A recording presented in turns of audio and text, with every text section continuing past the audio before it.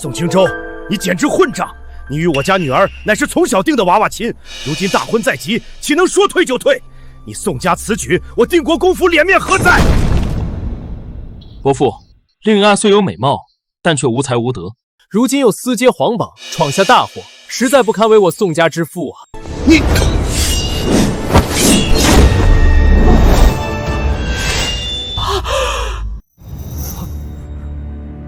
高月，你要干什么？你算个什么东西？一个移情别恋的烂柿子，也敢上门退婚？要退婚，也是我高家退婚。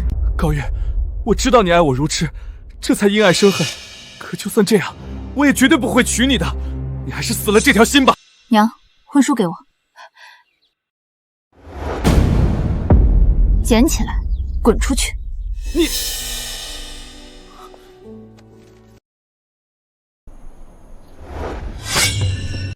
元儿，你不是从小就喜欢他，恨不得天天跟他屁股后面吗？今天怎么就……以前我们高家鼎盛之时，他们宋家上赶着求亲，如今新帝登基，权力更迭，定国公府没落，他们又不顾两家交情，迫不及待的退婚。这样的人，我才不嫁呢！娘，我想通了，女人当以事业为重。从今天开始，我将以重塑高家100年荣光为己日。宋家这笔账，老夫自然会算。可你私结皇榜这事，老夫现在就要算。走，随我向陛下请罪。轻点儿，别拧坏了。就你还以重塑高家荣光为己任，别闯祸，别连累家人，你爹我就烧高香了。轻点，我能走。定国公这孙女儿，除了跟在宋家小子屁股后面转之外，什么也不会，还敢接皇榜。定国公府这次算是完了。微臣拜见陛下。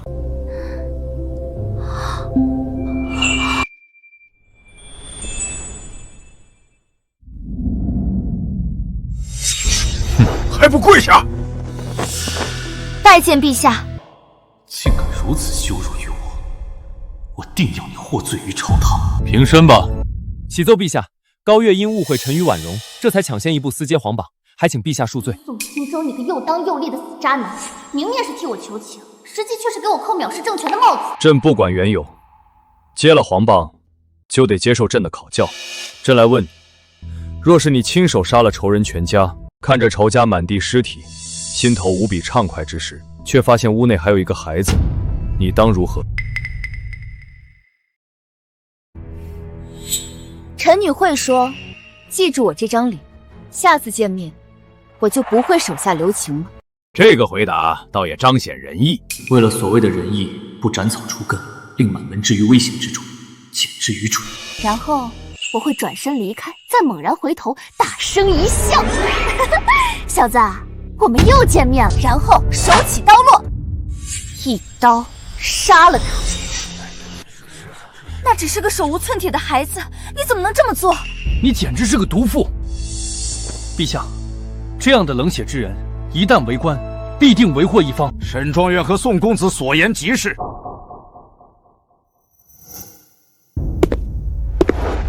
我大前男儿的刀，只斩敌寇，不杀老幼，连一个小孩都不放过，简直残暴。陛下，高月生性如此残暴，还请陛下责罚。朕为何要责罚？破路将军王忠，我爷爷的死对头啊！王老将军说的对，我的大刀确实不斩老幼，但我还有一把小刀啊。巧言如簧，也难掩你残暴本性。沈庄园高风亮节，但我高月只是一介弱女，做不到放过他，令家人在10几年的不安中度过。你怎知10几年后他会报仇？按陛下所设，那小男孩的爹当年要是懂得斩草要除根的道理，又哪来今日的灭门之祸？这是他爹教我的道理，所以我宁可愧疚一辈子，也不愿意担惊受怕一辈子。其实先前的转身再回头只是一句玩笑话，我会给他一些银子，再一把拍在他的肩膀上，然后似有玩味地说一句：我高月的大刀不斩老幼。我明面上放他离去，实则暗中窥探，看他是否投奔亲友或被人接走，然后顺藤摸瓜，一并除掉。有的人心眼不仅长在左边，还长在右边，所以还得左右两边各来2刀。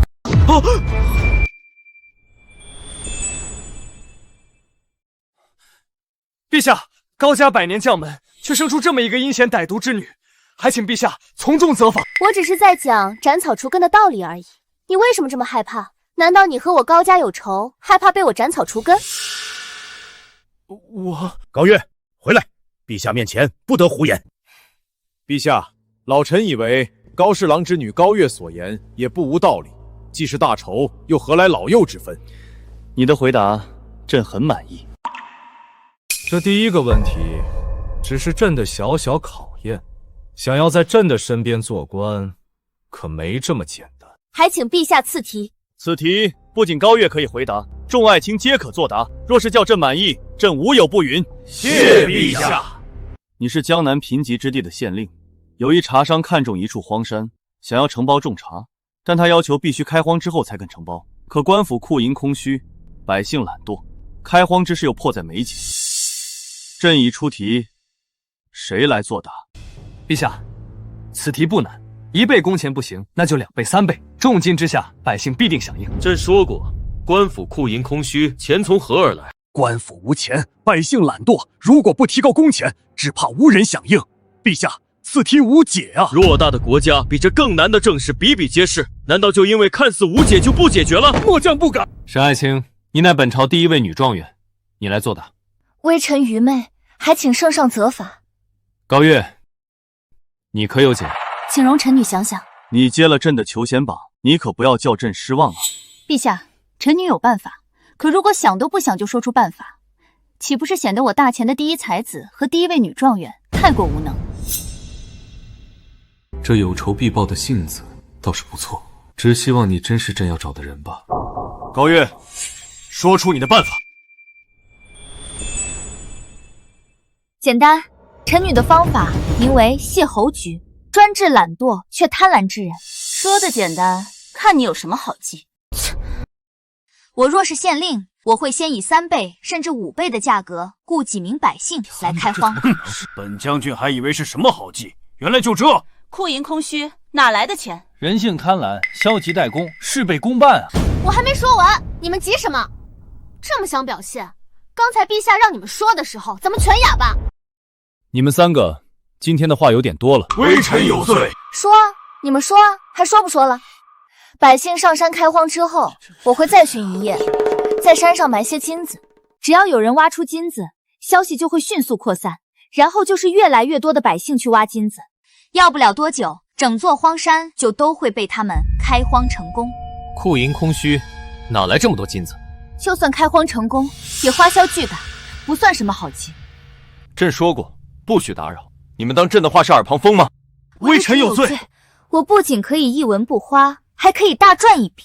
那些所谓的金子，并不是真金，而是金箔裹铜的假金。百姓挖走所有假金之后，荒山也全部开荒。到了那时候，我就布告全县，荒山是茶商承包，金子是茶商所有，必须归还。如果不还，就是非法占有他人财产罪，要坐牢1月，外加50大板。百姓即便知道是假金，也只有哑巴吃黄连。到了那个时候，我又会说，陛下念百姓不义，特法外施恩，只要罚银2两，就免于罪责。宋大才子，如果你是百姓，是愿意交2两罚银，还是挨打坐牢啊？50大板，不死也得废。我自然是砸锅卖铁，也愿交2两罚银。陛下，这头猪都知道怎么选择，百姓怎能不知我是不是一文不花还大赚一笔？不仅如此，百姓还得一边交钱，一边高呼皇恩浩荡。虽然成功开荒，也大赚一笔，可怎能待百姓如此怠惰？是啊，为官者当为百姓父母，虎毒还不食子呢。这高家丫头竟比老虎还毒。高月如此歹毒，还请陛下治罪。臣附议。臣附议。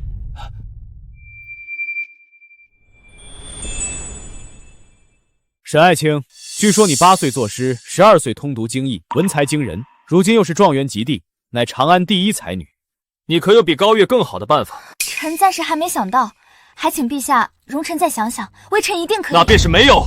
你明明没有办法，还在这里嫌高月所献之计过于歹毒，怎么？你是欺朕年轻，还是觉得朕不知好赖？微臣不敢。微臣不敢。朕刚才出的题就是钱塘知府所奏。高月，你解决了一线难题，朕很满意。说说看，你要什么奖励？朕无有不允。那就先来几个大钱本土小奶狗吧。启禀陛下，临江城突发天灾，临江知府正在御书房求见。退朝！我的奖励呢？我的小奶狗呢？怎么哪里的皇帝说无有不允都是泡影啊？进。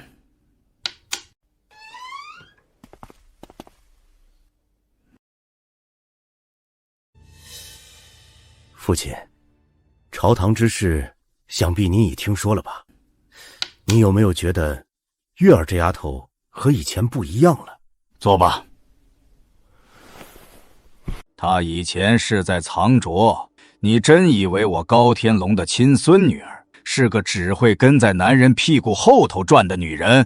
她的计谋虽毒，但有奇效，也契合乱世当用重点的道理。这丫头连我都骗了，骗你还不简单？老子服你大半辈子，你却还只是个三品侍郎。你什么你？当今陛下用人不拘泥于男女之别，月儿今后的成就一定比你强。行了，因为江宁天灾之事，陛下今晚必定召见你和宋家父子。切记，一定要带上月儿。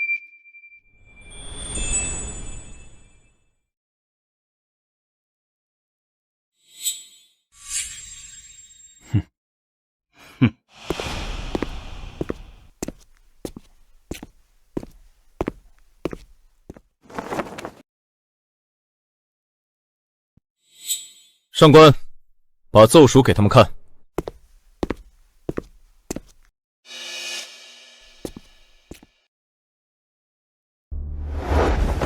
陛下，临江和清水两地突发水灾，粮商趁机哄抬粮价，这是在发国难财呀！陛下，朝廷必须立刻发文赈灾救济，否则恐生事端啊！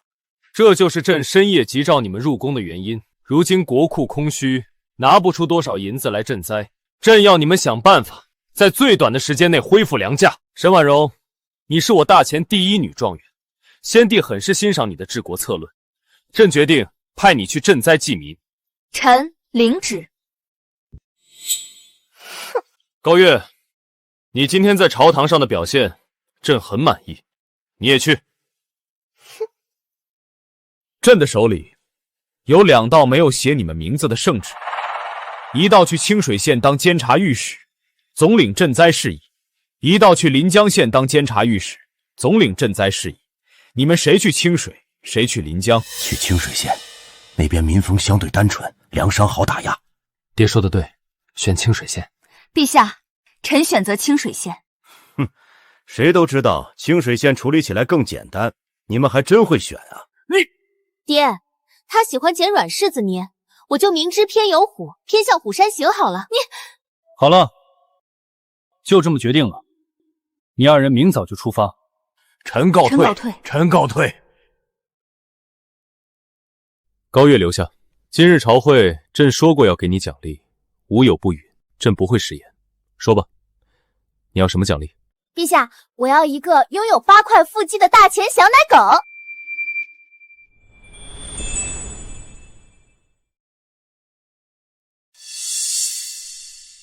大钱小奶狗，8块腹肌。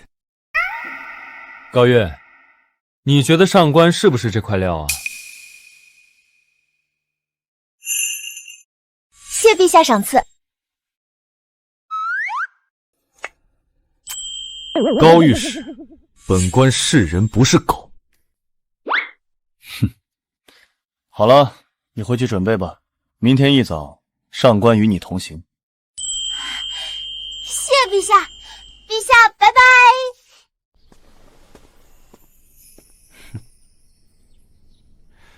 朝朕摆个手，就算是拜拜了。上官，你认为这件差事，他们俩谁会办得更好？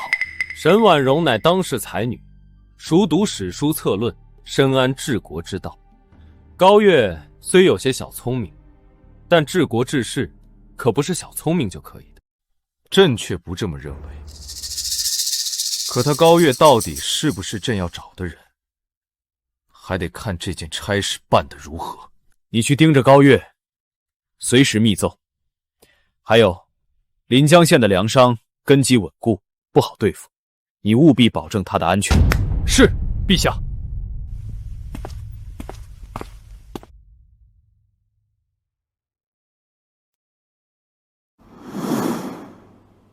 婉容，陛下派5名金甲禁军保护你，足以见得你才是陛下最看重的人。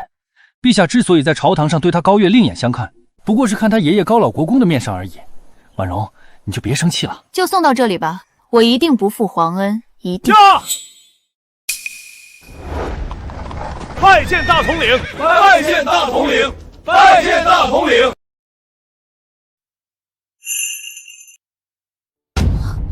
还聊呢？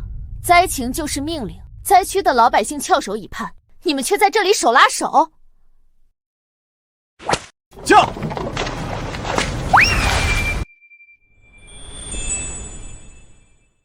你这就是典型的因爱生恨，你越是这样，我越讨厌你。婉容，他就是见不得我对你好，你不用和他一般见识。只要把这趟差事办好，陛下一定更加看重你。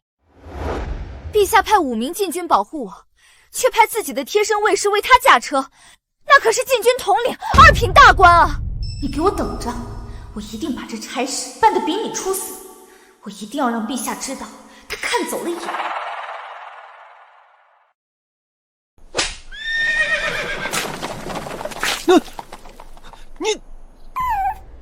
你不是故意的。朝廷派来的监察御史怎么还不到啊？大人，您别着急啊。粮价飞涨，前赵、韩、林4大粮商全部阳奉阴违，把粮价从40文一斗涨到100文一斗，百姓民不聊生，本官如何不急？来了来了，御史大人到了。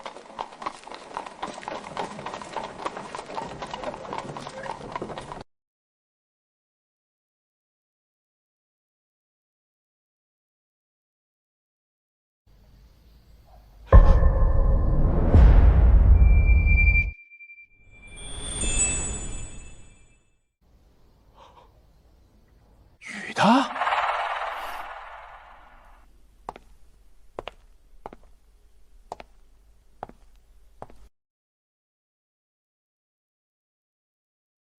本官乃御前侍卫统领，奉旨随侍新任临江县监察御史。从今日起，临江县大小事务皆由高月高小姐做主。临江县知县上前拜见御史。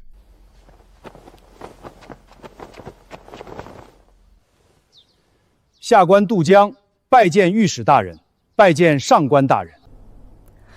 不必多礼，进去说吧。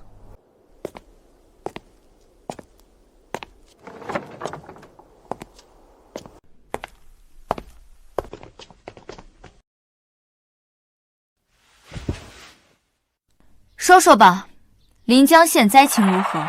临江连日暴雨，导致江水倒灌，良田尽毁，百姓颗粒无收。而城内粮商则趁机哄抬粮价，短短10日，粮价已从40文一斗飙升到100文一斗。若非本官开放官仓，只怕粮价还会暴涨。本县有多少百姓？本县共有百姓103872户。这么清楚，还不错，是个好官。下官惭愧，能力有限，无法救民于水火，还请高大人奏请朝廷赈灾。朝廷也没多少余粮，陛下也为此发愁呢。再说了，我们也不能什么事儿都找朝廷啊。如果出事就找朝廷的话，那朝廷要你们这些当官的干什么？大人，可有良策？有啊。这第一步就是把官仓关掉。大人何故打趣下官？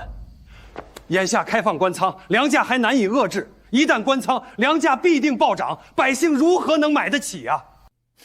杜大人，本官不是来跟你解释的，这是命令，必须执行。还有，请4大粮商到府衙一叙，就在今晚。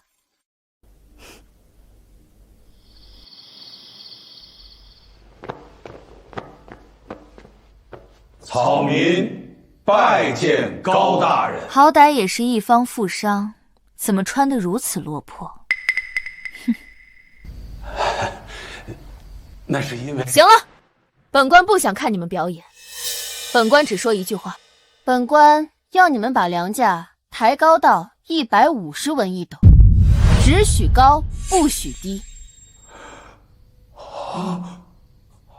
谁敢少一个字儿，本官就宰了谁。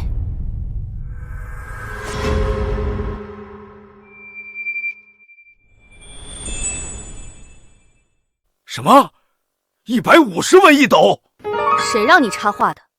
给我闭嘴！你也不许说话。大人，您说的是真的？大人莫不是拿我等看耍吧？本官虽是女子，却是陛下亲封的钦差御史，怎会言而无信？本官再强调一遍，谁敢把粮价定在150文一斗以下，本官就杀他全家。好，就按御史大人的吩咐办。对了，这县衙年久失修，临江的河堤也早已破旧不堪。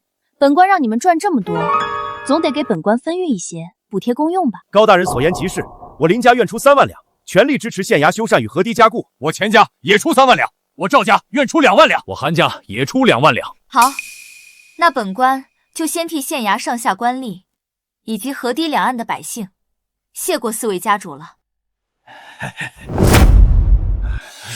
废话少说，回去准备银两吧。明天一早，若让本官看到哪家粮店敢卖低价，本官就亲自去你们家里索命。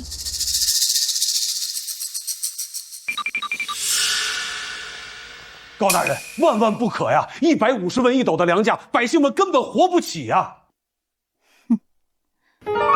！100文一斗，百姓就活得下去了？既然都是活不起，那便没什么区别。你只需记住一点：7日之内，若粮价不能恢复到灾前水平，本官就把你杜大人还有你上官大人一起吊死在城头示众。我为什么不是把你自己吊死在城头？本小姐的命金贵着呢。本官乏了，绿萝，扶我回房休息。是，小姐。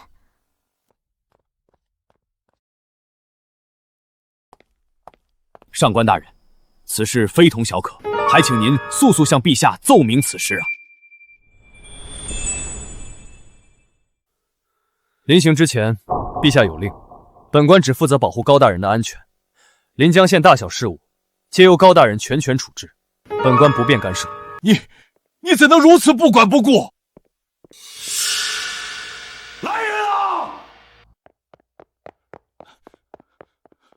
杜大人，那位高大人到底说了什么，让您如此动气？什么高大人？分明就是个胡作非为的官家大小姐！取我笔墨来，本官要连夜拟写奏书，800里加急弹劾此僚。报！启禀陛下，临阳县知县杜江800里加急奏报。呈上来。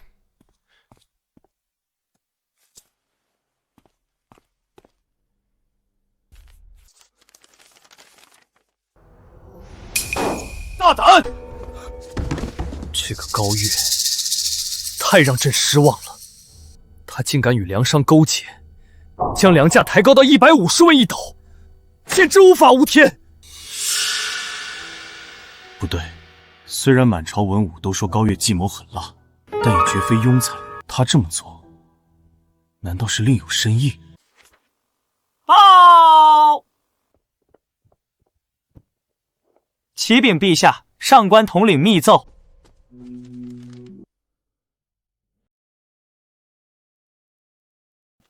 启奏陛下，高月虽向临江4大粮商索贿，又令其抬高粮价，但依臣愚见，高月此举必有深意，请陛下宽限他7日时间，看其能否将粮价降至灾前水平，再做定论。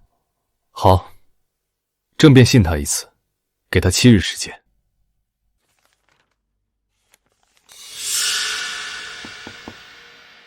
今爹，不好了，出大事了！老夫知道，不就是月儿在临江抬高粮价，还公然向粮商索贿吗？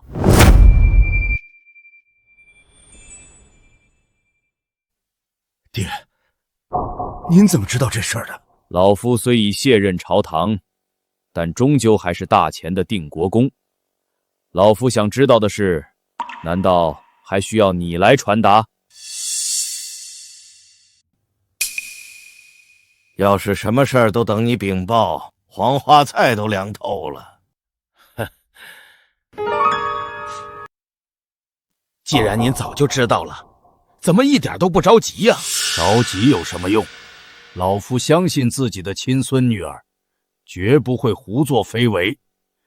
就算她这件差事办得不好，老夫拼上这一身功劳，也能保她周全。不是老夫说你，你这爹是怎么当的？连自己的女儿都信不过。行了，下去吧，老夫看你就心烦。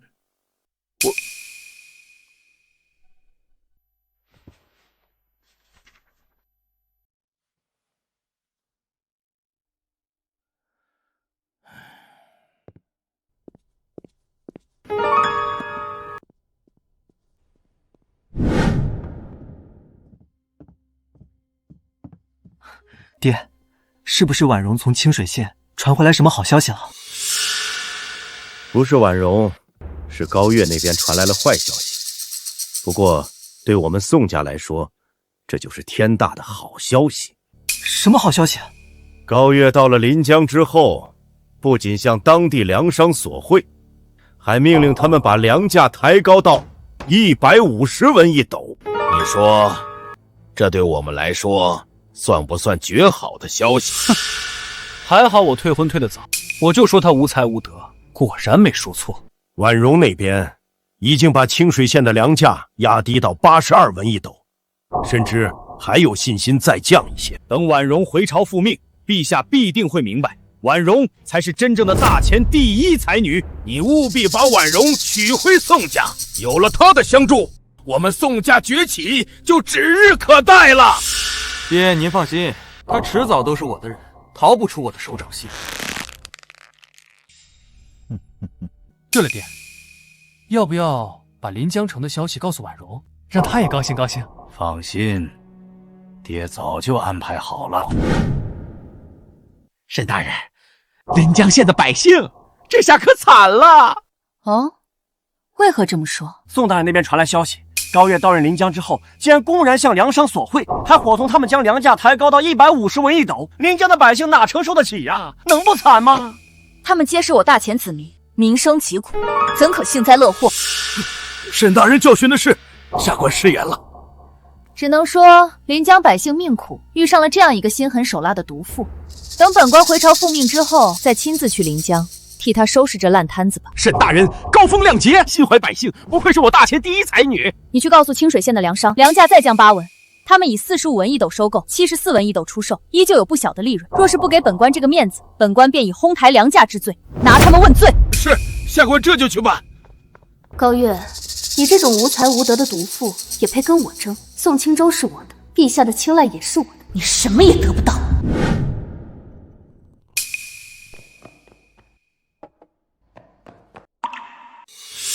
高大人，不好了！城外百姓怨声载道，全都在骂您呐。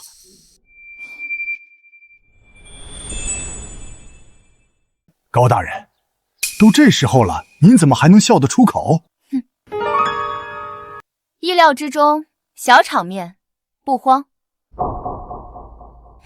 对了，杜大人，临江县最高的地方是哪里？高大人，眼下百姓怨声载道，您还有心思去欣赏风景？当然有。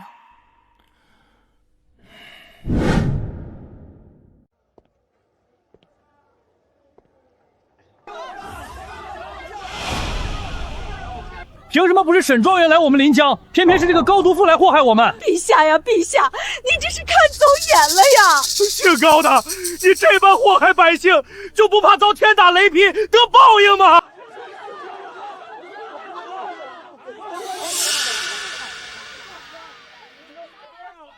你特意带我们上来，就是为了听这些百姓骂你。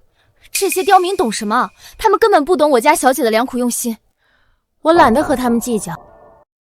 你们看那里，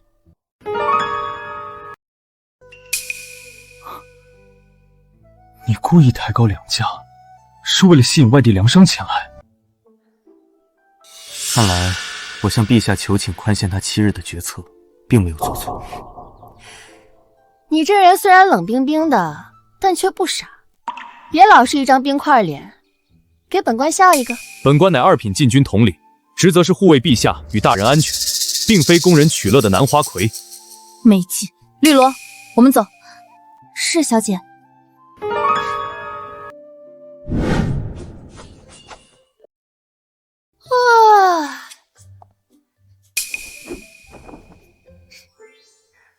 还不错哦，毕竟是小姐的御赐小奶狗，自然不能差了。高大人啊，你怎么还有心思在这里欣赏武刀呢？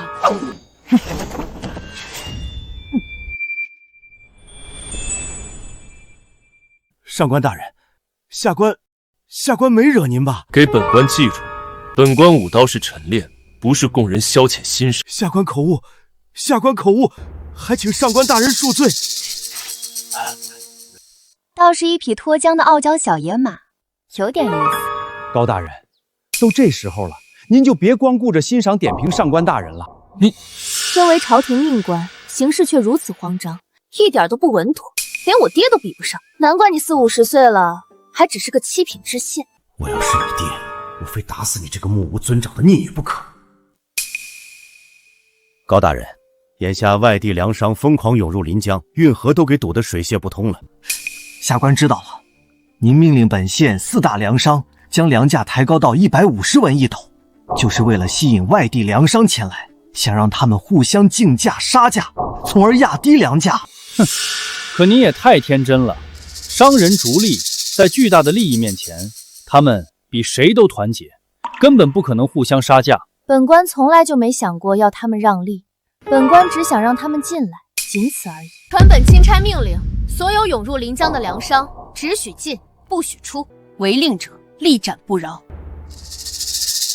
另外，即刻开放官仓，对外出售，标价110文1斗。你是想让百姓都来官仓买粮，以此迫使粮商降价？110文1斗，百姓能买得起的终究是少数。我这么做是为了让4大粮商和外地粮商派人乔装成百姓来官仓抢购粮食。可高大人，官仓的存粮本就不多，根本经不起这样的抢购啊！你今晚就派人用空粮袋去城外挖泥沙，装满后封好，白天则在官道上安排人手，装作朝廷的赈灾粮，源源不断运进县衙的样子，务必做得逼真。然后你再用之前从4大粮商那里收来的银两，去他们的粮店买粮食，再以90文1斗的价格在官仓对外出售。高大人高见，杜某万分佩服。杜某为之前的不敬与质疑，向高大人赔罪。我就不信了，他们还能眼睁睁看着自己的粮食全部烂在这临江城里。看来这高月还真是陛下一直在找的那个人。完了！杜大人，你又怎么了？高大人，昨天粮价不是又飙升到180文1斗了吗？而且我见真的有人进县衙修缮，就再次向陛下上书参奏了您，而且用词还很是激烈。杜大人，您怎么这么冲动？您就不能多相信我家小姐一点吗？这算不上什么大事，本官稍后写一封密奏呈给陛下，便可将此事解释清楚。不用，就让宋家那对渣男父子把沈婉容那个绿茶捧上天去吧。哼，我要他们摔得粉身碎骨。都排好队。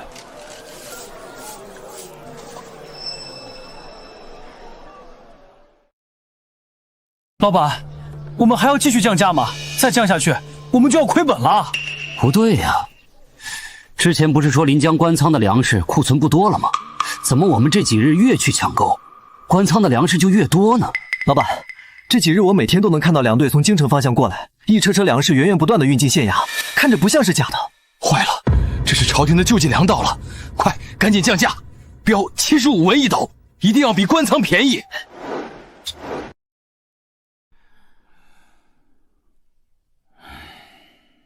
林老，那些外地粮商根本不听我们招呼，现在已经把粮价降到45文一斗了。何止啊！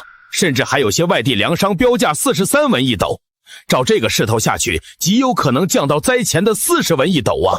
我们的粮食再卖不出去，就要全部烂在手里了。林老，您一直是我们4大家的主心骨，事到如今，您赶紧拿个主意，救救我们啊！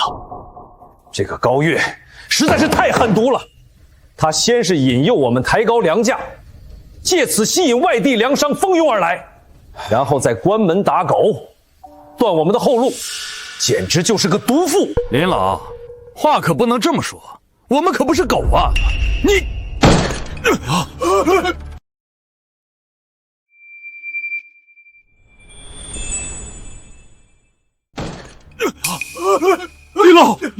林老，你怎么样？事到如今，我们4大家必须团结一心，绝对不能降价出售。那些外地粮商的存粮有限，等他们把存粮抛售一空，等朝廷的救济粮也卖完之后，这临江县的粮价终究还是我们说了算。林兄，那我们就先行告辞了。来人，老爷，你有何吩咐？你立刻去通知林家所有粮店，把粮价直接降到38文一斗，全部抛售。老爷，万万不可啊！我们的陈粮收购价都要45文一斗，水灾后从外地紧急采购的粮食成本更是高达60文一斗，降到38文，我们就亏大了。亏一半，总比让粮食全部烂在手里血本无归好。废话少说，快去办！多保重啊，告辞。快去县衙！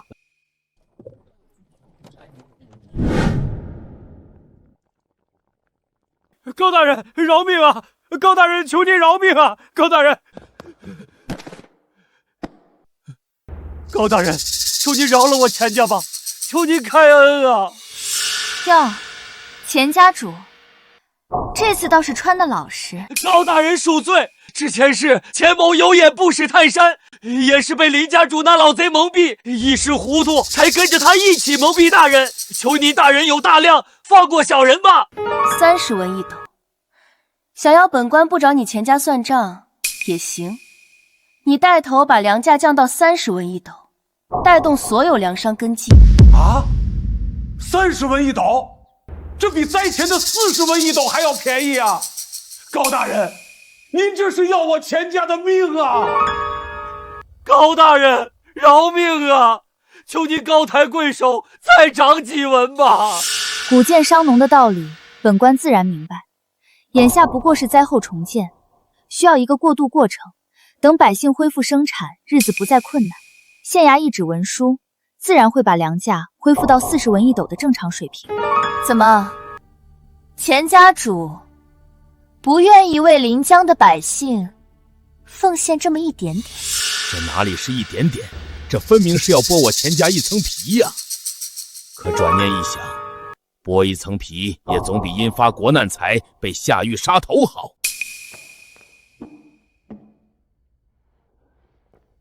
草民愿意。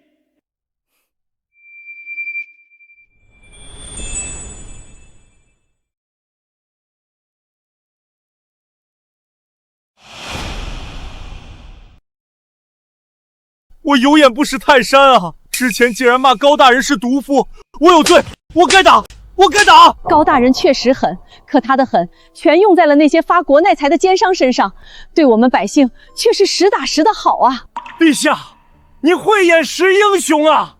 高大小姐一心为民，是我们大钱的真国士，是我们百姓的救星啊！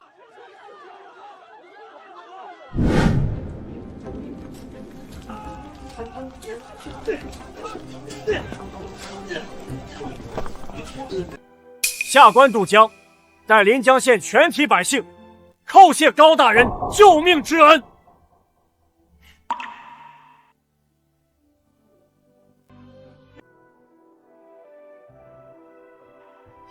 杜大人请起，不必多礼。本官看得出来，杜大人也是个好官。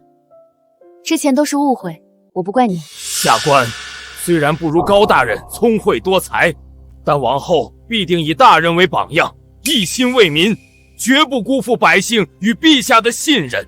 临江的事差不多了，收拾东西，我们回长安。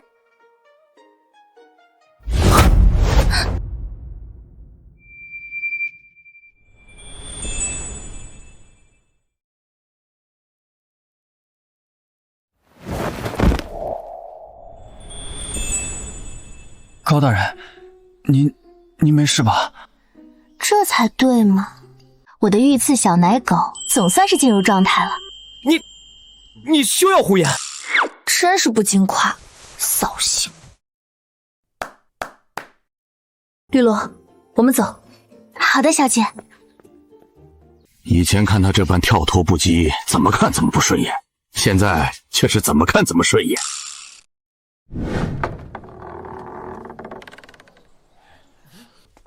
高大人，请。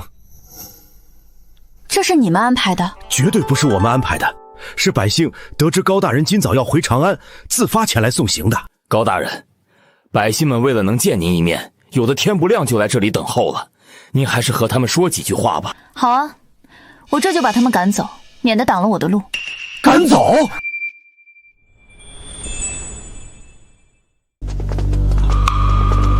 你们好好想想，当初是怎么骂本小姐的？一个个恨不得把我地下的祖宗都挖出来骂，现在倒好，又堵在这里拦我的路，想求我原谅，你们好意思吗？高大人，我们知错了，是我们有眼无珠，错怪了您，求您原谅我们吧。高大人，您大人有大量，大人不计小人过，就原谅我们这些糊涂蛋吧。高大人，您要是不原谅我们，我们就一直跪在这里，绝不起来。怎么，这是想道德绑架我？少来这套！我可不像那些讲究大人有大量的男子汉，你们爱起来不起来，与我无关。我之所以帮你们降低粮价，整顿粮食，不过是奉了陛下之命，尽我钦差御史的本分。我可不是为了你们这群不分青红皂白，还没见成效就天天骂我的刁民。不过我提醒你们一句，县衙修缮和堤坝加固的活计名额有限，要是去晚了没抢到活计，那可就要饿到来年丰收了。别想着朝廷会一直白养你。高大人，您竟然还偷偷为我们安排了活计，让我们能自食其力。天哪，我以前还把您骂得那么难听，我有罪，我真的我错了，我真的错了。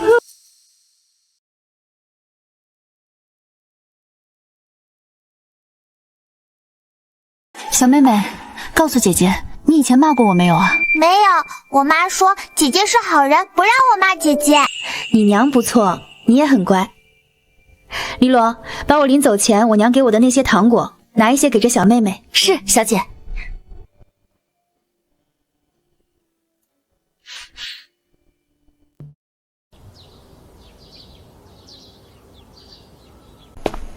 上官大人，等等。杜大人还有何事？这是什么？这是送给高大人的礼物。杜大人可知，朝中早已有人觊觎高大人，见不得他立下功劳，得到陛下信任。你这般明目张胆准备礼物，岂不是给人留下把柄？上官大人放心，这只是一件普通的女款披风，不值什么钱，还请上官大人一定收下，带回长安。关键时刻，或许能为高大人在朝堂之上遮一点风，挡一点雨。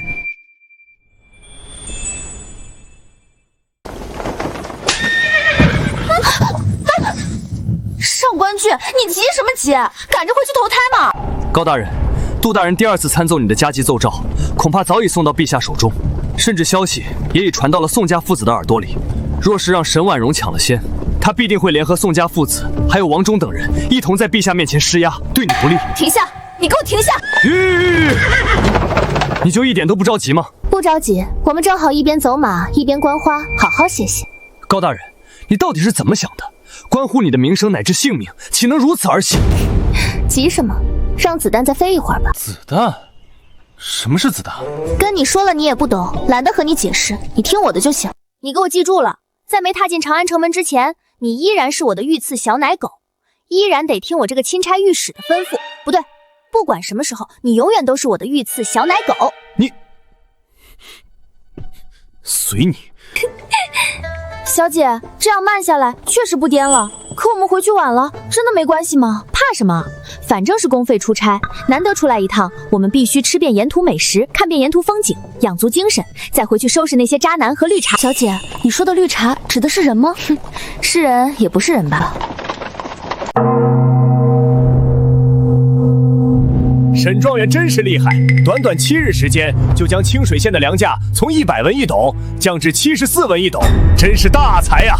而且沈状元全程没动用什么强硬手段，既稳住了粮食，又没失了朝廷脸面，不愧是我大前第一女状元。张大人过誉了，刘大人也过誉了，这都是下官分内之事，不值一提。高月，这一次我看你还怎么和我争！我要让你彻底跌进泥潭，永无翻身之日。陛下驾到！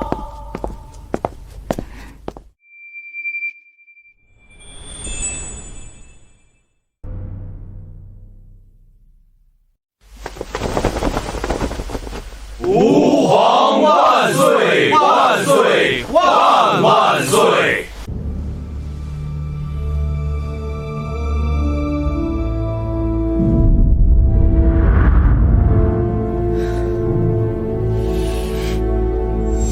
启奏陛下，御史高岳到任临江后，公然向当地粮商索贿，勾结粮商哄抬粮价，致使临江百姓民不聊生，怨声载道，还请陛下明鉴，严惩高岳。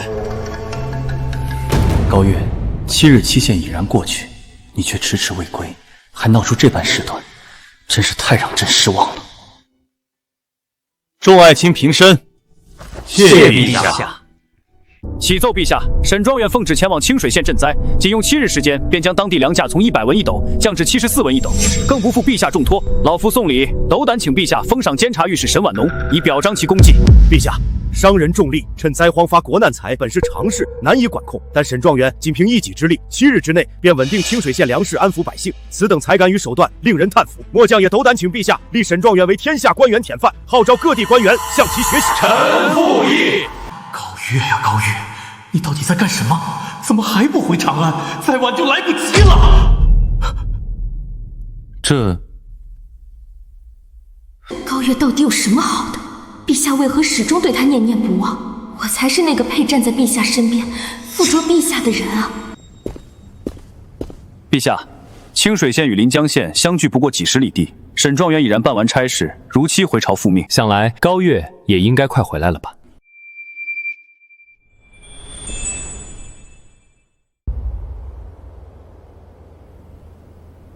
其实，高岳的消息，昨晚就已经传到宫里了。高岳在临江县不仅勾结粮商，恶意抬高粮价，把临江百姓逼得民不聊生，苦不堪言，更敢在光天化日之下公然索贿，毫无顾忌。王忠，你放屁！高大人，朝堂之上怎可口出污言秽语，成何体统？王将军身为3品大将，常年带兵，其麾下军使过境临江县有所见闻，又有何稀奇？高岳本就无才无德，行事更是鲁莽任性，不计后果。先前不过是误会我与沈状元有所牵扯，便敢私揭皇榜，还有什么事是他做不出来？正如宋公子所言，清水县临江县相距不过几十里地，高小姐在临江的所作所为，臣其实早有耳闻。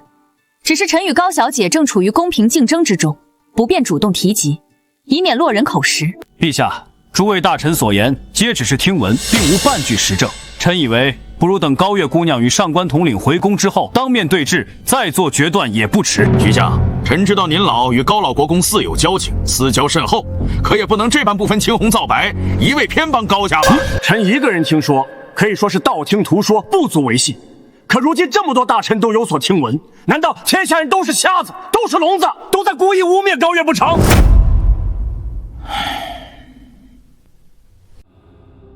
高岳，你要是再不回来，朕也帮不了你。定国公高天龙到。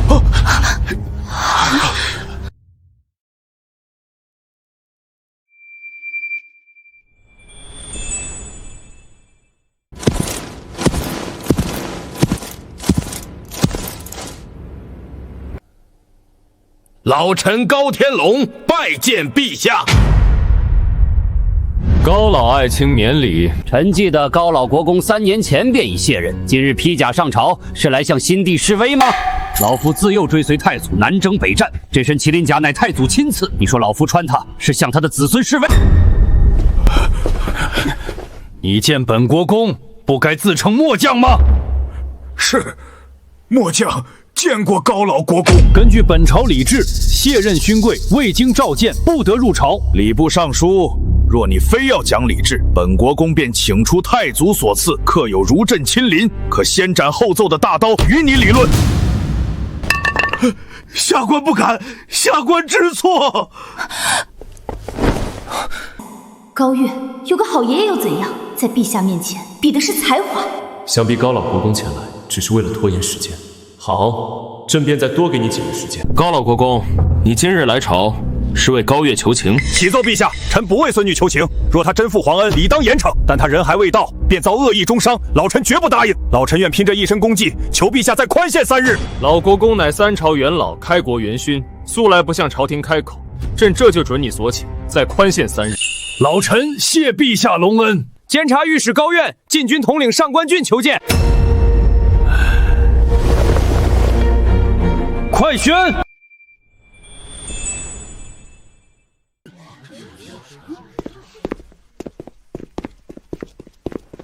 臣。爷爷，好帅啊！简直帅得我想当场为您吟诗一首。您这是要出山当元帅吗？要打谁？我给您当军师，保证把对面元帅坑得哭着来求您。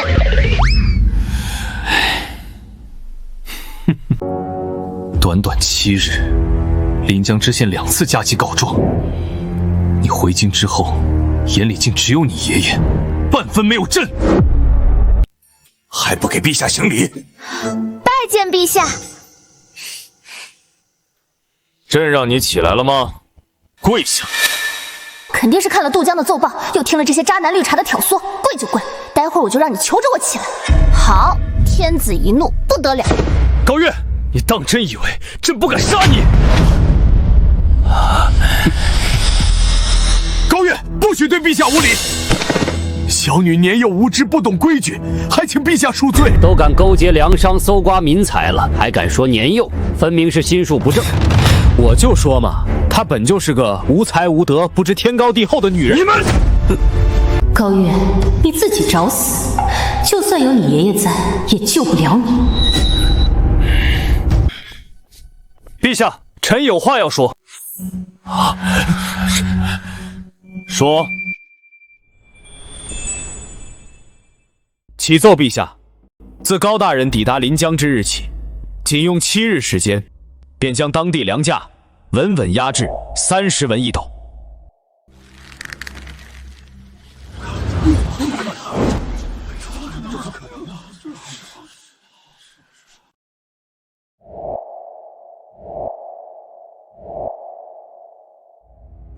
既然如此，那临江知县杜江为何要2次加急参奏高月，说他勾结粮商搜刮民财？什么？陛下早就收到临江知县的加急参奏了，那陛下为何？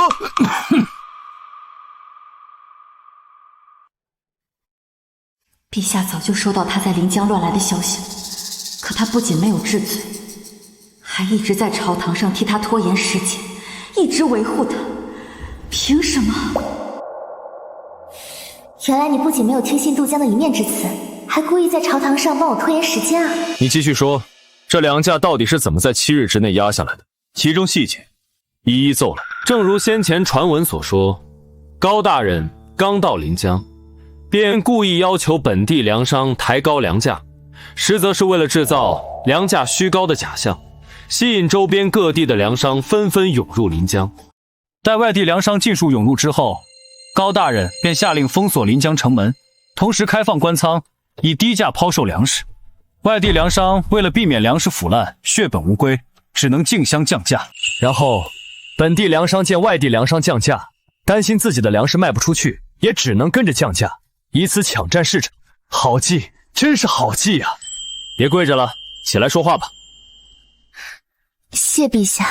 陛下，这不对呀！臣记得，早在高月前往临江之前，临江官仓就已经奉命放粮赈灾，库存早已空虚，哪有那么多粮食能逼得众多粮商纷纷降价？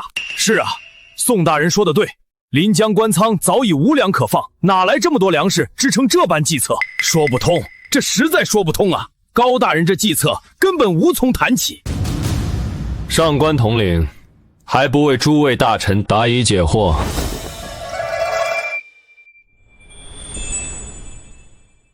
首先，高大人连夜命人用粮袋状填满泥沙，待到白日便装作朝廷运粮队，在临江县衙门口公开卸货，故意制造官粮充足的假象。其次，我们每一次下调官粮价格，放出的官粮大多被粮商抢购一空，而高大人则用卖粮所得的钱收购粮商们再次降价后抛售的粮食，循环往复。原来如此，竟是这般妙计，这便是民间所说的空手套白狼啊！4两拨千斤，妙不可言。老高，不愧是你的亲孙女儿，竟能把行军打仗的兵法活用到商战之上，厉害！许相过誉了。别跪着了，起来说话。不急，还有人没发难呢。陛下，30文1斗的粮价远低于市场价40文1斗。虽说此举有利于安抚灾民、稳定民心，可长久这般下去，粮价过低，农户无利可图，日后便无人愿意种地了呀。王将军，谷贱伤农的道理，高大人怎会不知？他此举只是为了暂用奸商之财，扶持灾民渡过难关而已。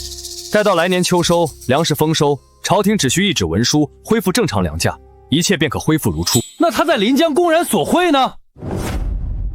高大人在临江所收的银两，1文钱都没有揣进自己的衣兜，而是全部用来修缮临江县衙的破损房屋，以及加固濒临决堤的河堤。陛下，返程途中，臣也曾问过高大人，为何不直接将这笔银两用来赈济灾民，反而要耗费心力修缮县衙？高大人说，不能让灾民长期依赖朝廷赈济，不劳而获，要让他们靠自己的双手赚钱生活，用劳作换取粮食与银两，这便是所谓的以工代赈。好一个以工代赈，既解了当下的灾民之困，又能让百姓自食其力。高爱卿，你果然没让朕失望，看来宋公子所言不实啊。高爱卿并非胡乱接朕的皇榜。高爱卿，快平身，接受朕的封赏。不急，陛下，臣还有一笔账没和陛下算呢。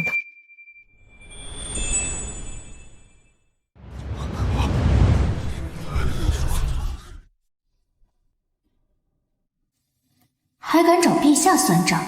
高月，你也太看得起自己了。今日就算有你爷爷护着，你也难逃责罚。陛下，高月此举大逆不道，对陛下大不敬，目无君上，还请陛下严惩，以正朝纲。高月，你仗着赈灾有功，便敢如此放肆，公然对陛下不敬，简直罪大恶极，罪该万死！陛下，小女年幼无知，不懂君臣礼数，一时糊涂才口出狂言，还请陛下念在她赈灾有功，饶她一次。高月，你好大的胆子，还不速速向陛下认罪求饶！高老国公，太祖高皇帝临终前曾赐你对大前后世君王免贵之权，先皇尚且不敢抗旨，朕怎敢有违？况且朕也想知道，高爱卿要和朕算什么账？月儿，爷爷应该相信你，就像相信你在临江赈灾绝不会胡来一样，相信你自有分寸。可你又怎能当着满朝文武的面公然说要找陛下算账？这可是大不敬之罪呀！接下来，朕要和高月算账，你们谁敢多说一个字，死！我就不信了，你这般放肆，今日还能活着走出这皇宫大殿？高月，现在殿内只有你我2人可以说话，说说看，你要和朕算什么账？谢陛下。你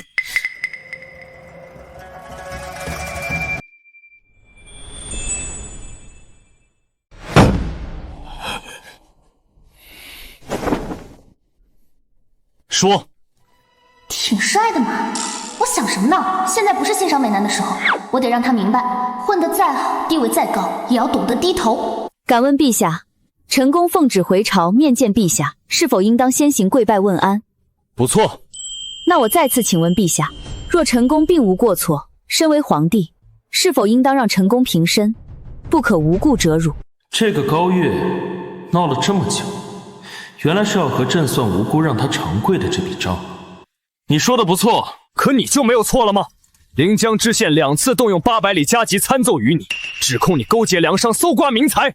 要不是朕对你仍然抱有期待，念你或有隐情，朕早就一道圣旨赐死你了。果然，哪里的皇帝都一样，明明理亏，却偏偏知错不认错。不过，我今天非要让你认下这个错不可。古语有云：用人不疑，疑人不用。陛下既然派我前往临江赈灾，且说好以7日为限，就应当安心等待7日，看最终结果再做定论。可陛下仅凭临江知县的一面之词，便心生怀疑，这难道不是怀疑自己的眼光？说的直白一点，就是陛下对自己不够自信。我还没说完呢，陛下最终没有下旨赐死我，仅凭这一点，就说明陛下还不算昏君，还能明辨是非，留有分寸。陛下能忍到这个时候，也算是奇迹了。可你高月再能言善辩，也绝对不能再创奇迹。还好我当初果断退婚，不然娶了这么一个目无君上的女人，岂不是要连累我宋家？陛下竟然能忍他到这个地步，凭什么？他不过是仗着有几分小聪明，凭什么能得到陛下的这般纵容？完了，月儿这是真的把陛下惹急了。有点意思，这般直言不讳，步步紧逼，倒是有几分置之死地而后生的意思。臣在这里先拜谢陛下，没有仅凭临江知县的一面之词，便赐死臣。好了，我们继续算账。你还要算什么账？算账就得一笔一笔算清楚。陛下没有仅凭参奏就杀我，我刚才拜谢皇恩，就算是平了这第1笔账，接下来就该算第2笔账，难道不是吗？你有点意思，竟敢这么跟朕叫板，今天朕就陪你算到底。你继续说。陛下既然已经决定为我压下临江知县的参奏，就等于决定要等我回京再说。可陛下却因为听了那些不仅眼瞎耳聋还心黑的人对我的恶意污蔑，就不分青红皂白让我长跪不起，而且还一脸凶相，仿佛我真的犯了十恶不赦的大罪一样。这难道不是无故折辱陈宫？他说谁有眼瞎耳聋还心黑？我还就不信了，陛下能当众给你道歉。陛下，您就算信不过我高月，难道还信不过一直陪在我身边见证全程的上官统领吗？您为什么就不能多等片刻，等他把事情的来龙去脉说完再下决断呢？这不好，陛下不会真的要当众给他道歉吧？陛下，临行之前，临江百姓感为高大人赈灾之恩，不仅自发前往城门口相送，还特意为高大人准备了一件大礼。什么礼物？送我礼物？我怎么不知道？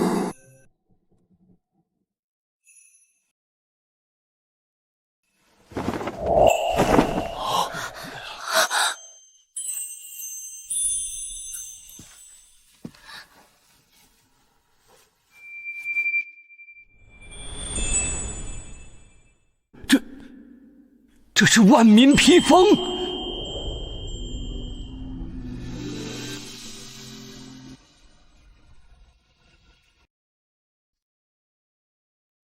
陛下，临江百姓说，高大人刚到任之时，他们因看不透高大人抬高粮价的用意，曾对大人多加谩骂。后来，他们得知了大人的良苦用意，他们害怕这些言论传到京城，对高大人不利，便在大人临行前夜连夜赶制了这件披风。他们希望这件披风能为高大人遮蔽朝堂风雨。看来这高侍郎之女并不像传闻那般无才无德啊。毕竟是高老国公的孙女，高侍郎的女儿，出身将门世家，怎么会真的无才无德？他以前难道是为了藏拙？应该是了。这件有上官统领亲自作保，承载着临江百姓心意的万民披风，就是最好的证明。看来你就是朕一直在找的人。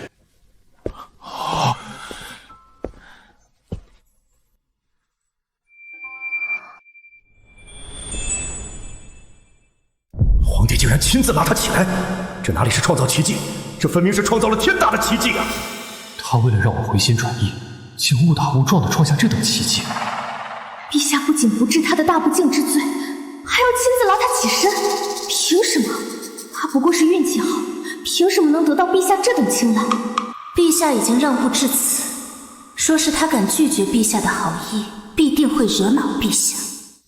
高大人，朕已经亲自下来拉你了，你还要端着架子不肯起身吗？你虽然嘴上不肯低头认错，但你主动走下龙椅，脚下的土地已经和我齐平了。这么看来，你不仅长得帅，还有点可爱哦。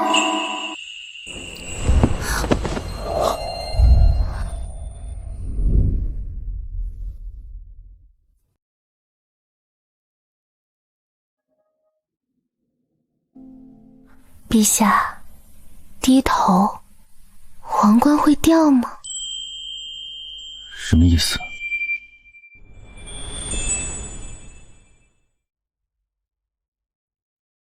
你猜？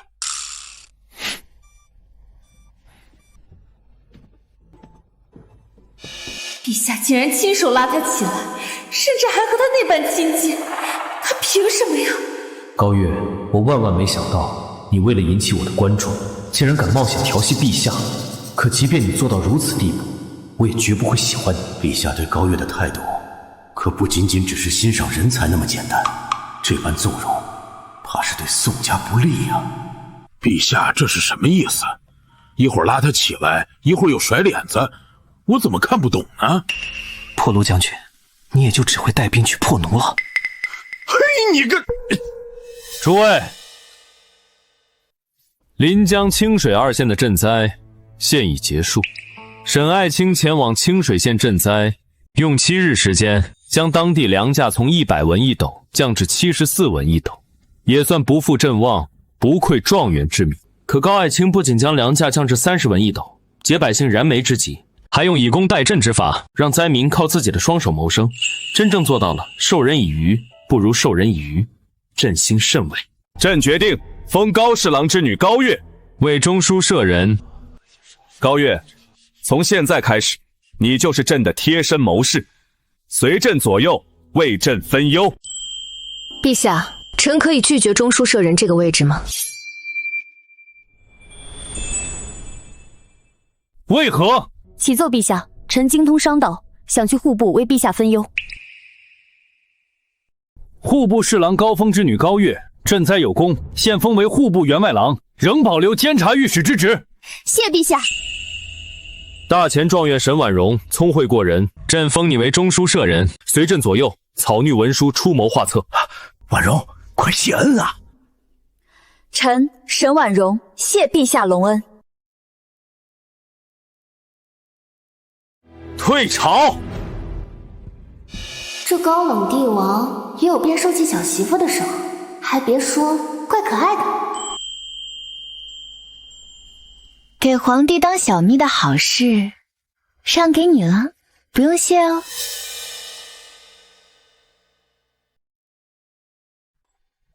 他不要的，才施舍给我，我就这么轻贱吗？迟早有一天，我要让陛下为了我，把你狠狠踩进泥潭里。如果他是个男人，朕一定杀了他。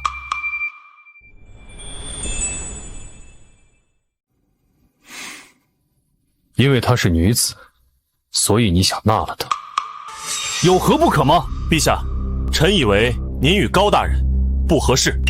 上官俊，不会说话的时候，你就不要多话。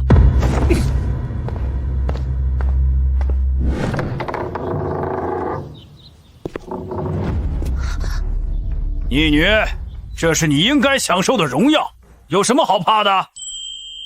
大小姐请。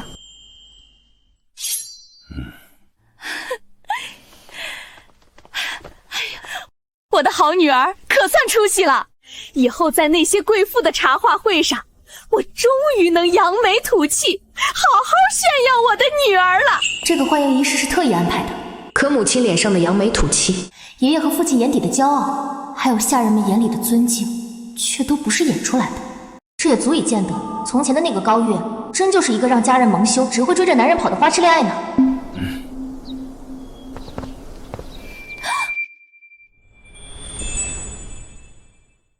我高家向来赏罚分明，高月，你此次临江赈灾立功，在朝堂之上为高家扬眉吐气，让我高家上下从此都能昂首挺胸的出门。所以刚才的礼遇是你应得的。然后呢？可你这个逆女，明明有这般本事，这些年却净干些荒唐事儿。你害得我高家颜面尽失，就连府里的下人出门，见到别家的下人都得低着头走路。今天你要是不给一个合理的解释，就请你趴在这凳子上受罚吧。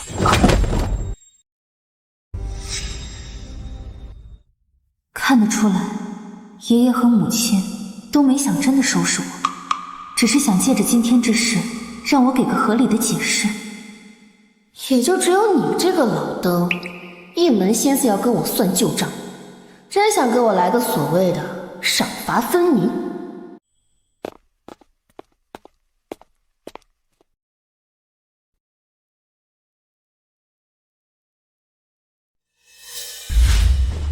逆女，事到如今，你还不打算解释吗？爹，女儿之所以这些年一直藏住，只是为了保护咱们高家呀。哼，你觉得这种鬼话我会信？爷爷，您并非皇室，可您手中的兵权却比荣亲王还要多。先帝在世时，虽然表面上遵照太祖高皇帝的旨意，对您礼遇有加，可心底里却对您多有忌惮。你说的不错，如果不是先帝对我心存忌惮，你爹身为武将之后，也不至于拥有一身武艺，却被先帝当作文官来用。所以我不能表现出半点才华，只能让先帝认为定国公府的唯一孙女儿是个毫无希望的蠢材。唯有这样，先帝才不会有拉我们全家给他陪葬的心思。这个理由说得过去，但还不够。按理说，先帝暴毙，新帝登基，根基未稳，正是急需有才之士辅佐，成为天子近臣的时候。你为什么不在那个时候就袒露才华，为高家谋得更好的前程？父亲大人，您可曾听说过有一门名叫以彼之道还施彼身的功夫？世上还有这样的功夫？你过来！原来是你害玉儿在新帝登基的关键时候，连才华都不敢展示。是你让我在一众贵妇面前这么久都抬不起头，该打，该打！逆子，你还有脸叫玉儿逆女？爹，不是这样的。您今日亲眼所见，他连陛下的赐封都敢拒绝，哪里胆小，哪里怯懦了呀？逆子，还敢顶嘴！你个逆女，你是真的心狠手毒，你连亲爹都算计啊！爹，这就叫做以彼之道还施彼身。我明明是为了保护高家才故意藏拙，爹却真的以为我不争气，每天不是追着我骂，就是追着我打。就宋庆州来退婚那一次，我不也是为了躲爹的打骂才爬上房的吗？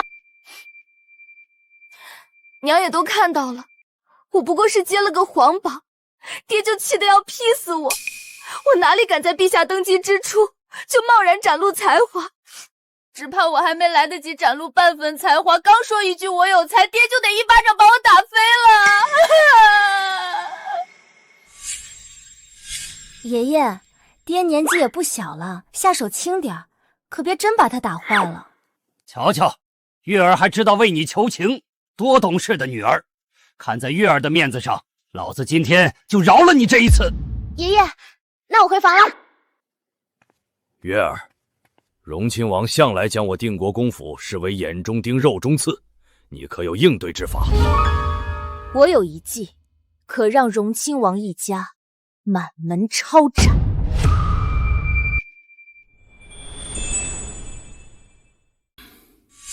把这逆子扶下去歇息。今日月儿说的话，就当从没听过。不是，爹，您还真信他呀？就算陛下和荣亲王有矛盾，那也是陛下的亲叔叔。住口！下去。月儿，跟爷爷走。爷爷，喝茶。茶随时都能喝，不急。若是换做以前，爷爷也和你爹一样，断然不会相信你有本事能让荣亲王一家满门抄斩。爷爷的意思是，现在相信我啦？相信，但爷爷也想知道，你为何这么恨荣亲王。爷爷清楚，你的计谋虽狠，却从不无故害人，必定是荣亲王哪里招惹了你。爷爷，我当初之所以抢着去接皇榜，其实是荣亲王之子武成故意告诉我，宋清舟要陪着沈婉容去接皇榜。武成以为我只是一个只会追着宋清舟跑的花痴女，觉得只要我敢接皇榜，必定会惹得龙颜大怒。到了那时候，老夫就只能上殿为你求情，用手中的兵权换你平安。可他哪里能想到，我之前的一切全都是装出来的。既然他先不仁，那就怪不得我们不义。月儿，你放手去做，爷爷全力支持你。爷爷，现在可以喝茶了吗？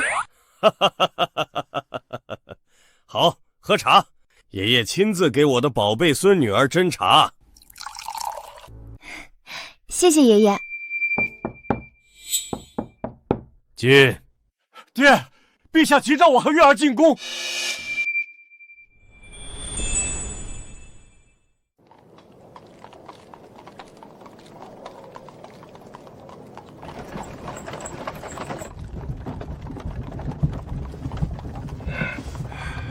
你爷爷和你说了什么？爷爷不是特意叮嘱过，让你别多问吗？你，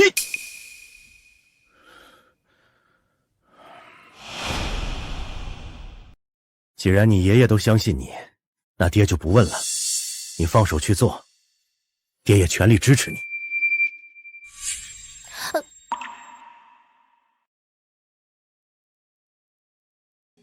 这就是刻进骨子里的肌肉记忆。其实也不能完全怪这个便宜老爹。我要是他，生出这么一个整天只知道追着男人跑的花痴傻女，只怕打得比他更狠。月儿，爹以前误会你，委屈你了，就当你爷爷替你报了仇，咱俩之间扯平了好吗？爹，要是早这么叫我一声月儿，这顿打你根本不用挨。其实王忠之前处处针对你，背后也有荣亲王的影子。如今我们定国公府和荣亲王府早已是水火不容，势不两立。只要你真能解决掉这个麻烦，爹就算被你爷爷打死也心甘情愿。爹，你就把心放肚子里吧，我说到做到。放行。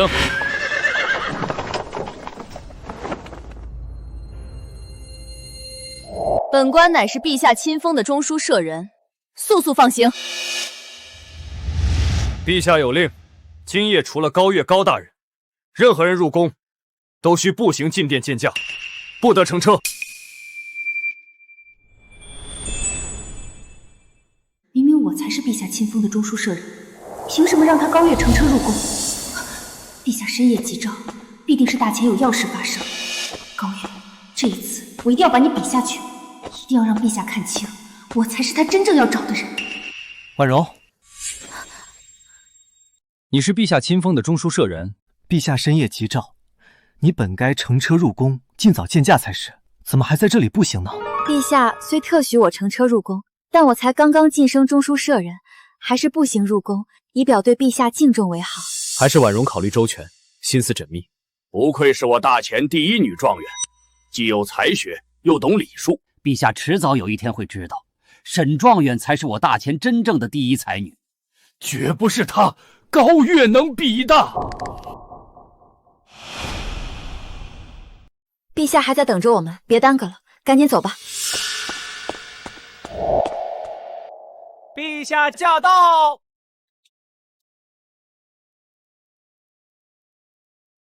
免礼，朕深夜急召你们前来，是有要事要与你们商议。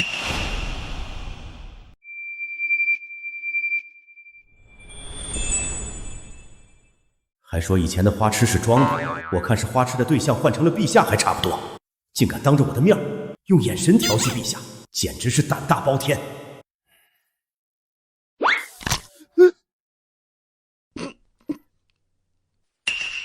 高爱卿，你这是怎么了？臣没事，只是出门时不小心摔了一跤，臣不劳陛下挂心，还是请陛下说说，深夜急召我父女二人入宫，有何要事吧？这是关中来的加急奏报，你们仔细看看。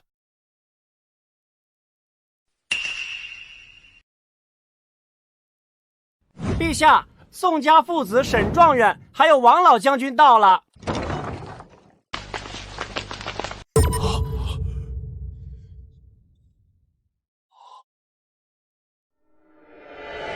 陛下深夜急召我们商议家国大事，你一个小小的6品员外郎，有什么资格来这里？这个问题，你不该问我。你高月乃朕特召，轮不到你智慧。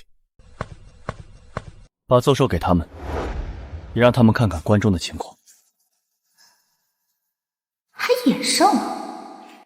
中书大人学识渊博，想必能有应对之法。我们等你高见哦。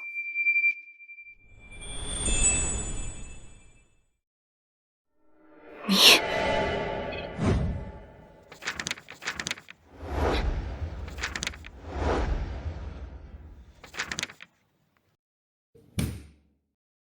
都把眉头皱着做什么？朕召你们前来是让你们出谋划策，解决蝗灾之患的，不是看你们在这里皱眉头的。陛下息怒，自古蝗灾便难以防范，如今关中突发蝗灾，实乃天罚降临。为今之计，也只有尽快筹措粮草，运往关中，以备灾用。天罚？宋大人难道是说，这场蝗灾是上天对朕这个皇帝不满，特意降下的惩罚？老臣不敢。关中大地不仅是我大前的粮产要地，更是数百万百姓的聚居之地。一旦蝗虫肆虐，粮食绝收，必定会民不聊生。你们若有良策，尽管说来，说错不罚，说对有赏。陛下，自古蝗灾都伴有灾民造反，所以老臣认为，除了征调粮草运往关中赈灾之外，还应立刻部署大军，如有灾民哗变，可及时镇压。陛下，眼下蝗虫尚未大举爆发，若此时直接派兵前往关中，只会引起灾民恐慌，反倒适得其反。更何况大军一动，所需粮饷数字巨大，与其如此，还不如全力筹措粮草赈灾。高爱卿说的对，事情还远没有到需要派兵镇压的地步。既然本将军的法子不行，那高大人倒是说说你有什么高见？本官目前尚未想到办法，但派兵镇压绝对是糊涂之举。你够了！朕叫你们来是商议对策的，不是让你们在这里吵架的。沈婉容，你是大前第一女状元，可有良策？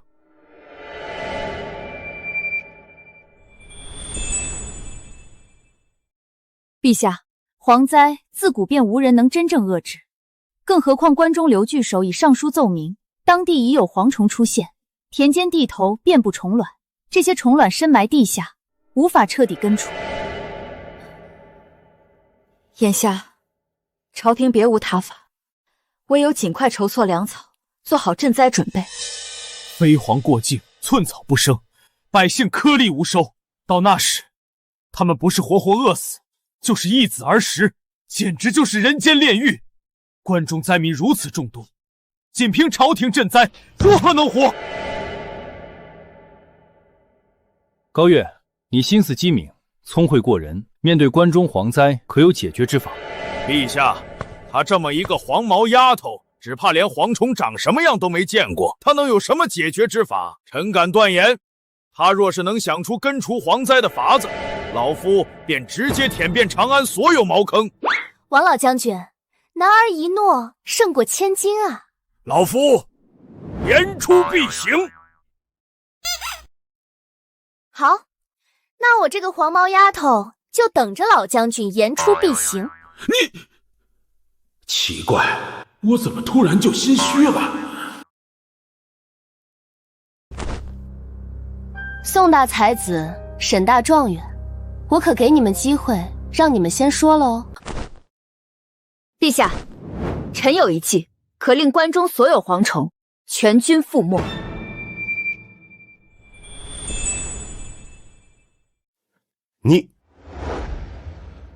我应该相信月儿才是，可他连蝗虫都没怎么见过，又怎么会有对策？正如刘太守奏报所说，关中虽有蝗虫出现，但大多还只是虫卵，尚未孵化。既有大量虫卵，就必定爆发蝗灾，且虫卵深入地下，难以根除。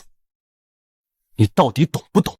刚才你为什么不语，偏要来打断我？你的礼貌呢？你的书都读到狗肚子里了，顶着大前第一才子的名头，不害臊吗？我好歹是6品员外郎，你一个空有才子名号，却连个官职都没有的人，是怎么混进来的？是老夫带他进来的。宋青州，目无尊卑，给朕滚出去！还愣着干什么？高月，没人打扰你了，快说出你的计谋。多谢陛下，臣定让关中蝗虫全军覆没。凭什么陛下如此偏爱于他？我倒要看看你能说出什么好办法来。陛下，臣有3计，3计齐出，必能让关中蝗虫全军覆没。这第一计便是抓。如何抓？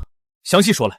朝廷颁布圣旨，百姓只要田间地头抓到蝗虫，均可按一定比例兑换粮食。此旨一出，百姓以皇宫计策，主动换粮食，百姓必能积极响应，主动补蝗。本将军还以为高大人能说出什么妙计，没想到竟如此可笑。你这黄毛丫头，怕是从没见过遮天蔽日的蝗灾吧？一处田地，蝗虫只需片刻功夫便能席卷一空。如今关中蝗灾虽未爆发，可田间蝗虫已不在少数，捕捉谈何容易？况且粮食兑换比例过低，百姓不会响应；比例过高，朝廷又难以负担。你这计策根本行不通。再者说了，朝廷要这些破蝗虫有什么用处？谁说蝗虫无用？哼！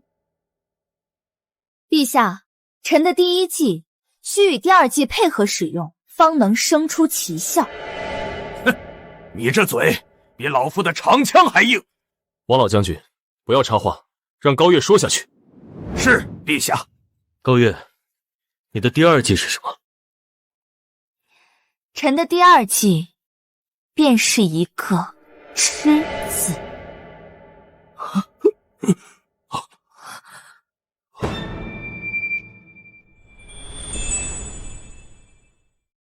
朝廷用粮食换蝗虫后，将收集的蝗虫烤制晒干，不仅能吃，还味如飞虾，十分美味。朝廷用钱粮鼓励百姓捕蝗，再将蝗虫制作售卖，弥补捕蝗支出，一举两得，何乐而不为？陛下，此计乃祸民之计，万不可行。为何不可行？臣虽未见过蝗虫，却博览群书，书中记载，蝗灾过境，百姓颗粒无收，饿极了就捕蝗充饥，吃得少还没事，吃多了便会腹泻不止，虽不致死，却也足以证明蝗虫有毒，断不能推广食用。高大人若是不懂，我可以教你，但请不要再出这种祸国殃民的馊主意。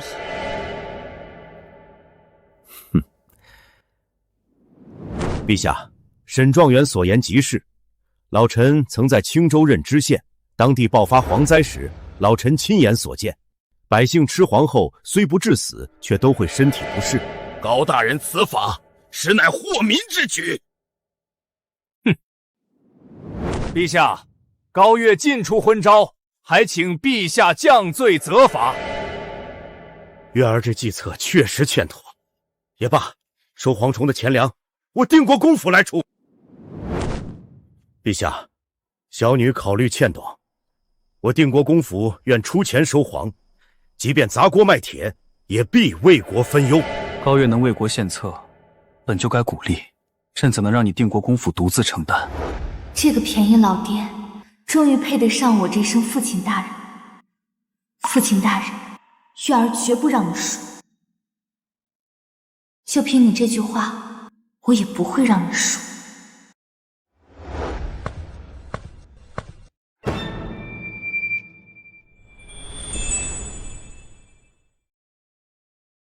你想干什么？哼！老夫身经百战，可不怕你。高大人，本官承认你有些小聪明，但此计绝行不通。历史上从未有蝗灾是以吃收场的。历史上没有，就一定是错的。如果没有创新，哪里来的神农尝百草？陛下，关中蝗虫尚未成灾，眼下虫卵居多，这正是破局的关键。蝗虫种类繁多，肆虐关中的主要是东亚飞蝗和沙漠蝗，这两种蝗虫都分为独居和群居两种形态。简单来说，蝗灾未爆发，蝗虫未成群时，通体呈绿色，这时候不仅无毒，还肉质鲜嫩，营养丰富，炸完之后犹如飞虾一般美味。可蝗虫一旦铺天盖地，身体就会变为灰黑色或黄色，这时候的蝗虫才如沈大人所说，吃多了会不适，也就是所谓的有毒。眼下关中蝗虫还没成灾，正好鼓励百姓捕捉绿色蝗虫，制成美食，既能避免蝗虫成灾变成有毒之虫，又能弥补捕蝗之出。我大前人口众多，美食文化深厚，总有重口味的人愿意尝试，只要味道绝佳，就不愁炸蝗虫卖不出去。荒谬！蝗虫既是绿色，又怎会凭空变成灰黑色？陛下，此女胡言乱语，妖言惑众，恳请陛下重罚。沈爱卿，蝗虫当真有两种形态。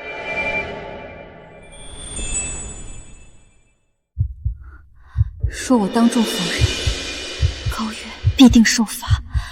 可是就是，不是就不是。身为朕的中书舍人，怎可遇事如此犹豫？启禀陛下，蝗虫确实分两种，有绿色也有灰黑色。蝗灾爆发后，铺天盖地的蝗虫也的确是灰黑色。可蝗虫有无毒性，能否从绿色变为灰黑色，仅靠独居与群居的转变来解释，无从考证。臣以为，用蝗虫当食物来化解蝗灾，太过滑稽，绝无可能。陛下，此次所捕绿色蝗虫，可低价卖给臣，臣自有办法出手。如此一来，不仅臣能从中赚上一笔，也还算是为国效力啦。哼，高大人，别怪本将军没提醒你，此事事关百万关中百姓，若出半点差错，你定国公府也承担不起。陛下，臣愿以定国公府宅田契约为凭证，低价收购蝗虫，缓解国库压力。臣也愿亲自试吃蝗虫，亲证小女所言非虚。原来这就是被父亲坚定肯定的滋味，真好。朕还不至于让手下臣工独自承担风险。既然大家都没办法，那就按高月说的来。有些事唯有试过才能知道结果。至于收购蝗虫的亏损，就从朕的内库里出。内库？那不就是他的私房钱？我得做个局，把这笔钱套过来才行。想什么呢？我又不是皇后，哪能套他的钱？我这职业病得治。高大人，就算你这方法可行，也只能应对无毒的绿色蝗虫。可眼下关中大地虫卵繁多，一旦虫卵孵化成为群居毒蝗，你又如何应对？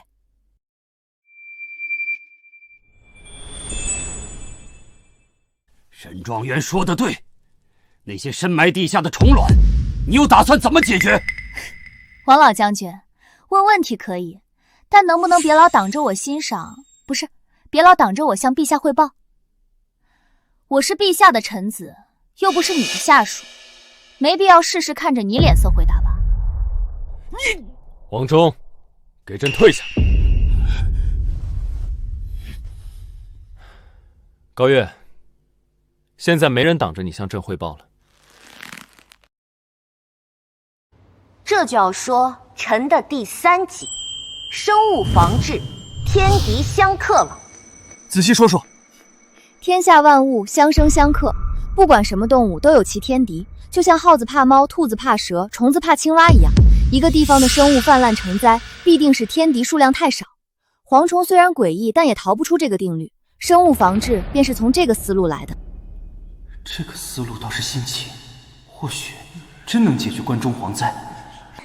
陛下，臣说了这么久，口干舌燥的，能不能先赐口水喝？赐茶水。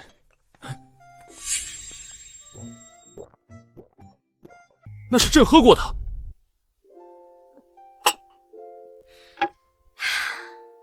没事儿，我不嫌弃。大胆高月，你还敢说嫌弃？你可知道需要立下多大的功劳才能得到这样的赏赐？老夫当年7战7胜，斩获破虏封号，才有幸入皇恩浩荡池，沐浴陛下御用汤池流出的温泉。你寸功未立，竟敢喝陛下杯中水，还口出嫌弃之言。陛下，此女犯大不敬之罪，应当严惩。陛下，小女不懂宫廷礼仪，这才无意冒犯天威，还请陛下恕罪。啊，原来皇恩浩荡是指皇帝的2手温泉水，沐浴皇恩就是泡皇帝的2手温泉水。完了完了，我要是真解决了蝗灾，可千万别让我沐浴这种皇恩啊！还愣着干什么？快跪下向陛下请罪！你还是第一个敢嫌弃朕的人。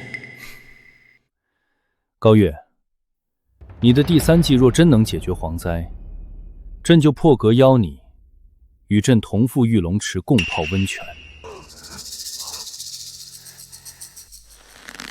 看他们这反应，这好像还真是无上的荣耀。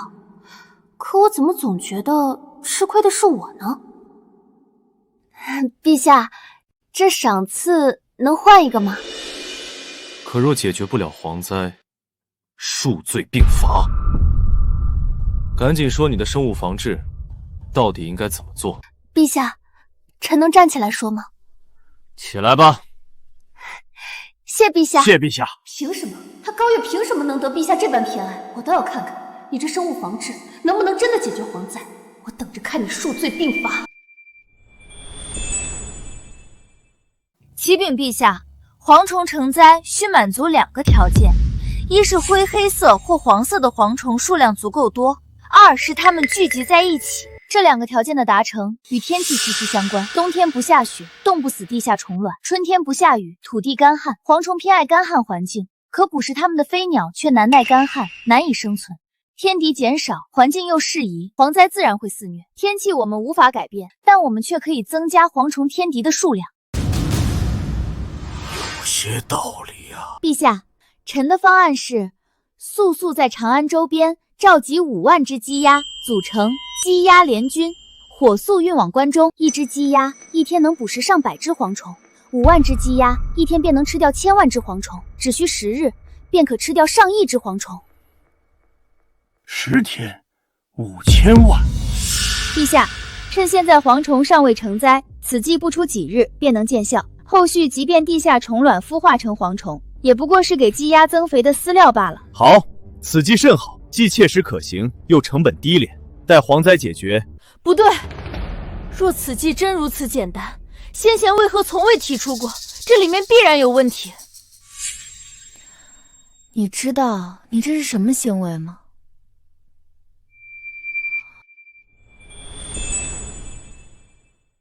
什么行为？你这就叫做绿茶式质疑。你什么你？你书都读到狗肚子里去了吗？就因为没人做过，我做了就是错的。高月，你不要以为有几分小聪明就可以无法无天。最起码我提出了切实可行的办法，不像你，什么建议都提不出来。只会在那里绿茶式质疑。沈状元，你要是不懂，我可以好心教你啊。他竟然把我刚才说的话原封不动的还给我，还有什么是绿茶式质疑？高月，今日之耻，我必100倍1000倍奉还。陛下，此计虽然可行，但必须在蝗虫变色之前推行，否则蝗虫成灾带毒，鸡鸭也不会吃了。陛下，高月所言全是他个人见解，毫无史料考证。一旦推行此计，便是拿100万关中百姓的身家性命做赌啊！陛下，万不可轻信呐！朕观史书，蝗灾过境，寸草不生，民不聊生。如今唯有高月一人提出解决之法，朕必须一试。朕乃大钱之主，理当第一个当着百姓的面吃蝗虫，此事所有后果，朕一力承担。陛下圣明，陛下圣明。对了，陛下，臣虽能保证绿色蝗虫无毒，好吃且有营养，但您是大前皇帝，需坐镇长安，大可不必亲赴关中吃给百姓看。此计是你提出，确实你去最为合适。不，臣乃谋士，不善武略。不过臣可以举荐一人，保证可以完成任务。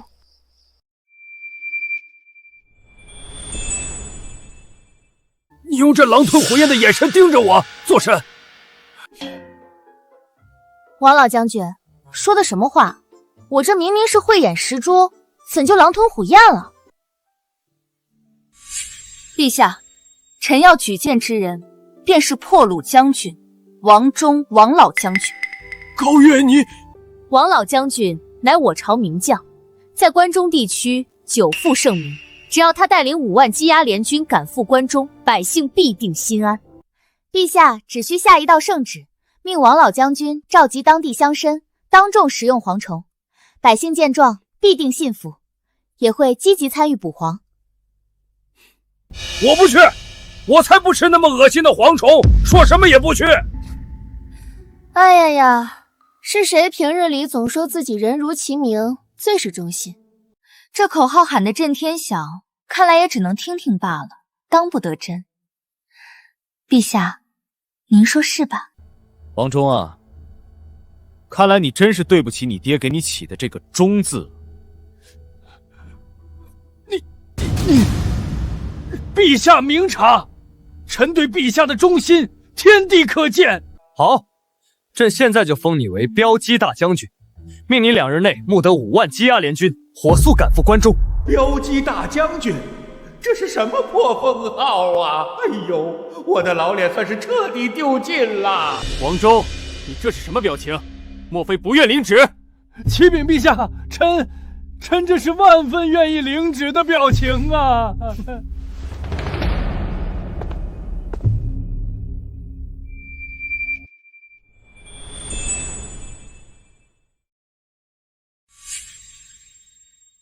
王老将军，朕在长安等你凯旋。陛下放心，臣到了关中之后，即刻召集乡绅，当着他们的面先吃2斤蝗虫下酒。去吧。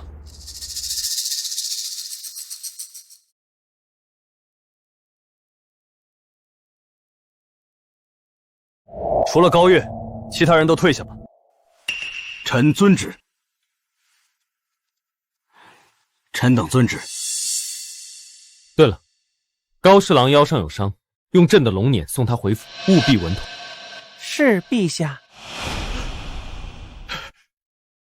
谢陛下厚爱。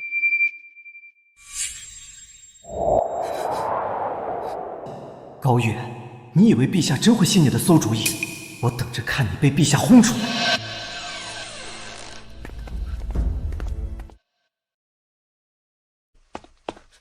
爹，婉容，里面怎么样了？陛下，采用了高月的所有计策。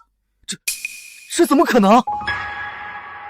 不仅如此，陛下还再次独留高月在御书房，甚至特意用龙辇送高峰回府。恩宠有加呀。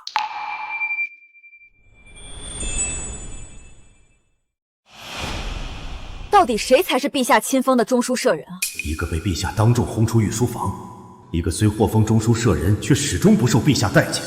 看来当初让青州退婚攀附沈婉容这步棋，是彻底下错了。可事已至此，悔之晚矣。既然我宋家得不到这个陛下青睐，那就换个陛下好了。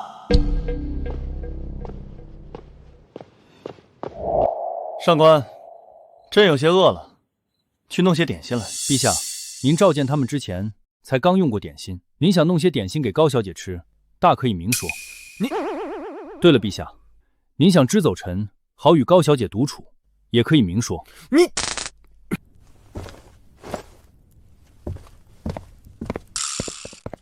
这个上官俊，平时就是个闷葫芦，今天怎么突然话这么多？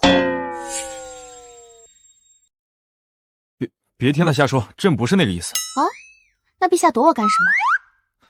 朕乃大前之主，怎会躲你？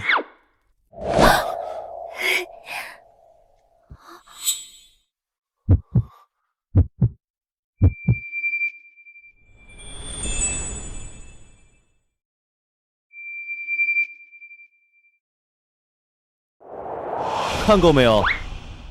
躺够没有？你不觉得这龙椅如坐针毡吗？陛下，我不是故意的。那你刚才……不是，刚才逗你是故意的，但坐龙椅真的不是故意的。高月，你简直……坐吧。皇帝竟然要我坐龙椅，这待遇简直……不对，皇帝主动让臣子坐龙椅，可不是什么好事。不行！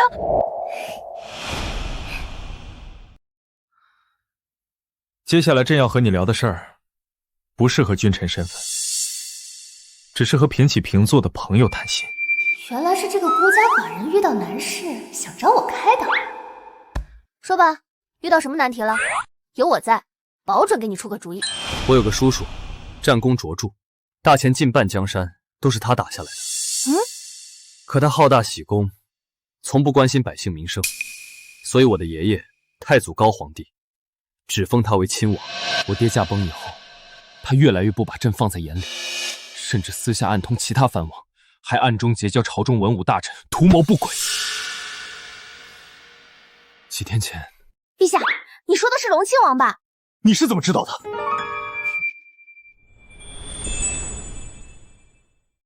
你家那点破事儿，还用别人来告诉我？你啊，就是典型的给你点颜色，你就敢开染坊。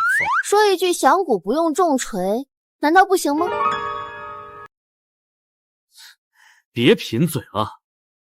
我看你刚才那蔫坏的表情，就知道你心里有主意了。快说！陛下，我有一计，可令荣亲王一家满门抄斩，永绝后患。这会不会太狠了？他可是朕的亲叔叔啊！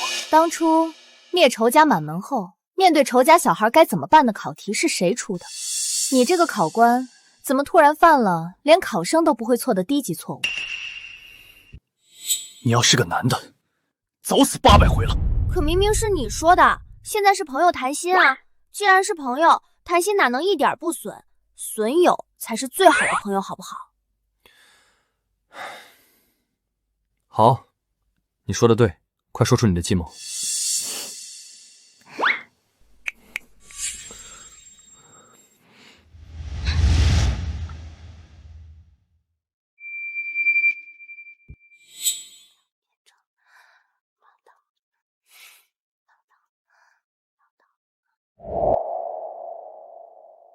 混账，简直是混账！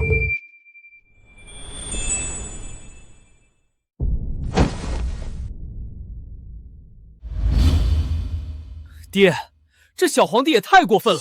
我在后面听着，都恨不得冲出来一刀砍了那传旨太监。他不仅要削我的藩，还要我后天一早陪他去太庙祭告先祖，做主动削藩的典范，还一口一个皇叔的叫着，恶心！哎呦，爹，您稳着点，别闪着腰。确实不能闪着腰，毕竟明天就是那小皇帝的死期。这么快？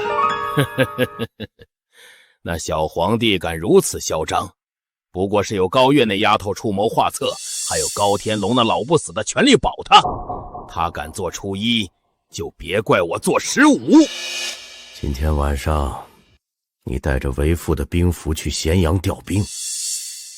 明天事成之后，你就是大前太子。儿臣谨遵父皇旨意。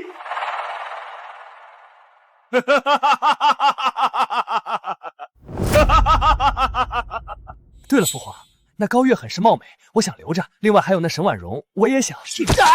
这不成器的东西，事儿还没办成，惦记着女人。你们越漂亮的女人越歹毒，高月那丫头能留吗？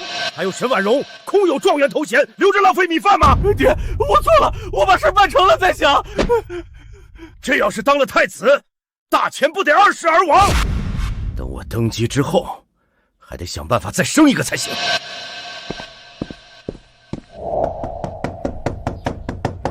小姐，别睡了，老爷有急事找您。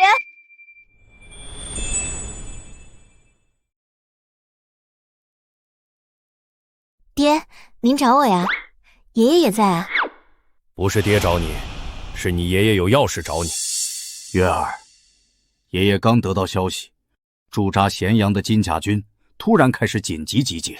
你可知，那不仅是京畿地区最强的军队，更是荣亲王的亲军。很明显，他这是要对陛下动手了。只是爷爷还不知道他们具体会在什么时候动手。他们今晚就会秘密开拔，潜伏在京城之外。你怎么会知道？因为他们不过是我手中的棋子罢了，自然是我这个棋手让他们怎么做，他们就怎么做了。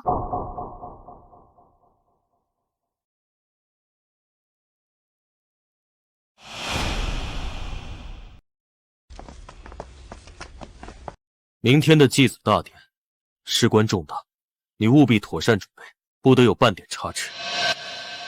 陛下放心，臣已将所有事宜准备妥当，绝无疏漏。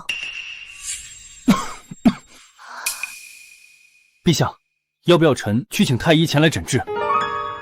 不必了，定是昨夜批阅奏书至深夜，偶感风寒，不碍事。陛下不必找借口，定是昨晚与高月独处，相谈甚欢至深夜。高月临走时，您还将龙袍披风送给了他，自己反倒着了凉。我原以为陛下对高月有心只是传闻，没想到竟然是真的。该死的高月，难怪他看不上宋清舟。比起陛下，宋清舟又算什么？凭什么？凭什么我只能捡你不要的破鞋？上官俊，就你长嘴了是不是？不行，陛下是我的，我一定要把他从高月身边抢过来。陛下，还请以龙体为重。臣自幼熟读医术，略通药理，让臣帮您看看吧。你要做什么？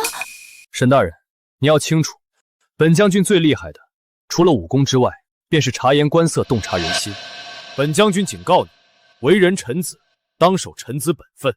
若是想发浪，别打陛下的主意，找你的宋清舟去。下官僭越了。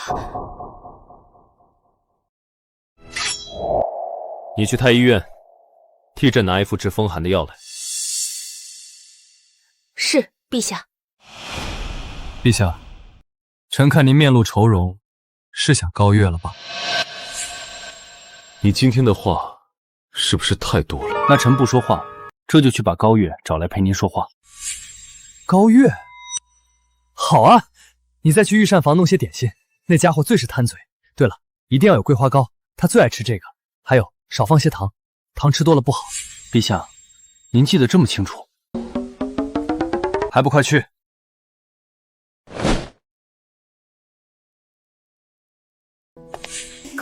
高月又是高月，凭什么？你不是要去太医院拿药吗？怎么走得这么慢？要是高月在这里就好了。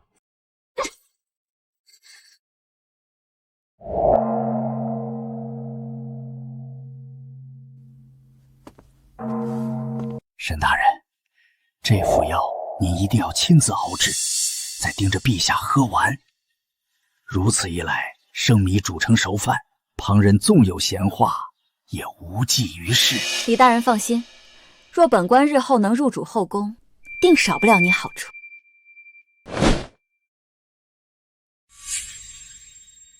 我正愁没机会替荣亲王下药，你就主动送上门来了。后宫，你就别想了，毒杀皇帝的罪名就由你替我担了吧。陛下，臣把药熬好了。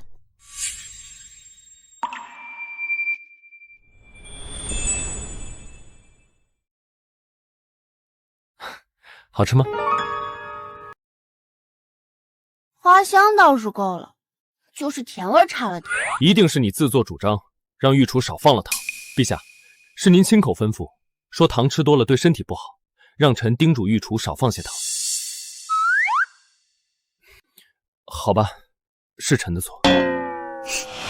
凭什么？陛下对我视若无睹，冷言冷语，对他却这般百般讨好，温柔纵容。陛下，药已经熬好了，请您趁热服用。太烫了，放着吧。那臣帮您吹吹，吹凉了您再喝。你吹过，不就沾了你的口水？朕不喝。要不，你帮朕吹吹。还是有劳上官大人吧，我可不敢僭越。陛下，您真的好偏心。不过没关系，只要药效发作，您就是我的了。可高月还在这里，我要怎么把她支走呢？绝不能便宜了她。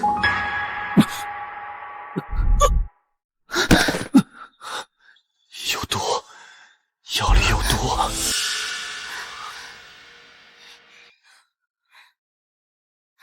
陛下，您可不能有事啊！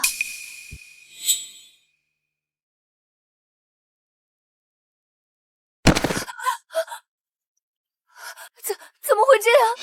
我只是手买卖梨台，遗下了合欢伞，我没想要陛下的命啊！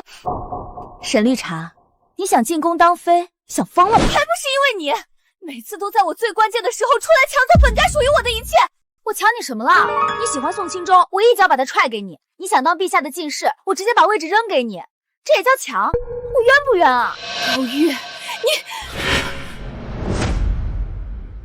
陛下，你没事了？朕知道有人会给朕下药，却万万没想到，你也要给朕下药。来人！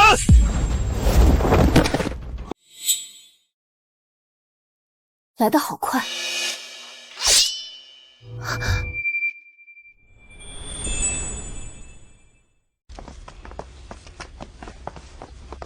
臣太祖高皇帝之子荣亲王武龙，请陛下退位。你就这么想要这个皇位？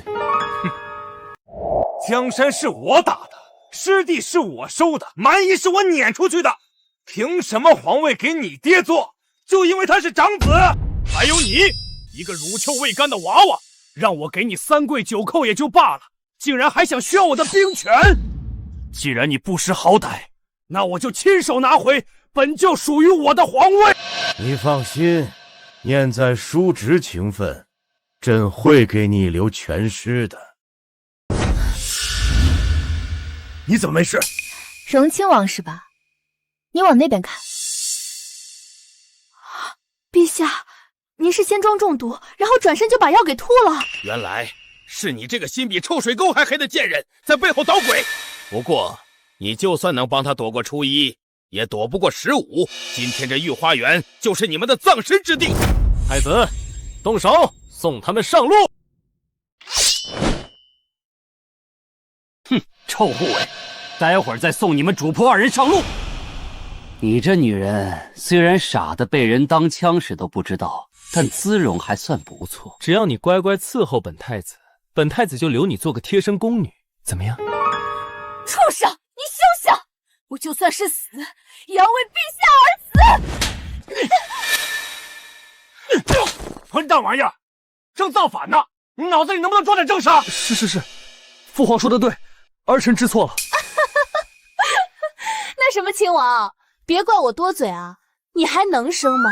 你要是不能生的话，这怕是后继无人啊！臭丫头，等朕拿下皇位，一定打烂你的嘴！父皇，他们在拖延时间，先杀了小皇帝再说。你现在知道是拖延时间了，早干嘛去了？我这不是一时糊涂吗？我个屁！还不快动手！给我杀！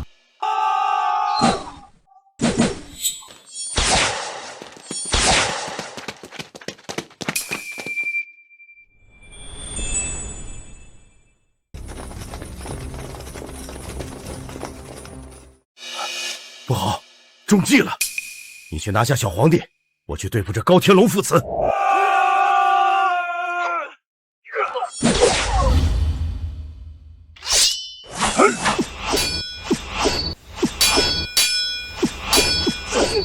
上官，你和他边上去打，别挡我欣赏我爷爷和我爹的雄姿。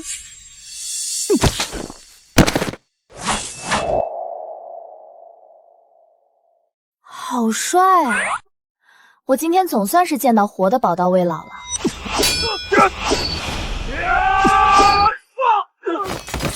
各位小心！他竟然想都不想就要为我挡道。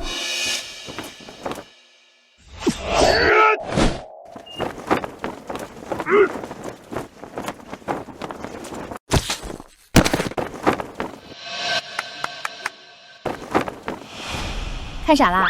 你不是说你只是一个不善武略的谋士吗？我也是刚才突然想起，我出身将门，还会点三脚猫的功夫。怎么说呢？这就是所谓的英雄救美吧。高月，你这是在欺君啊！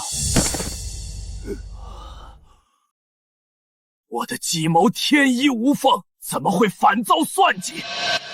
那小皇帝没有这样的谋虑，一定是你！你到底怎么做到的？回禀王爷，我只是对陛下说了一段悄悄话而已。你给荣亲王下旨，让他和你去祭祖，当着祖宗的面发誓，愿意做主动削藩的典范。荣亲王必定会密谋造反，造反大罪，还不满门抄斩。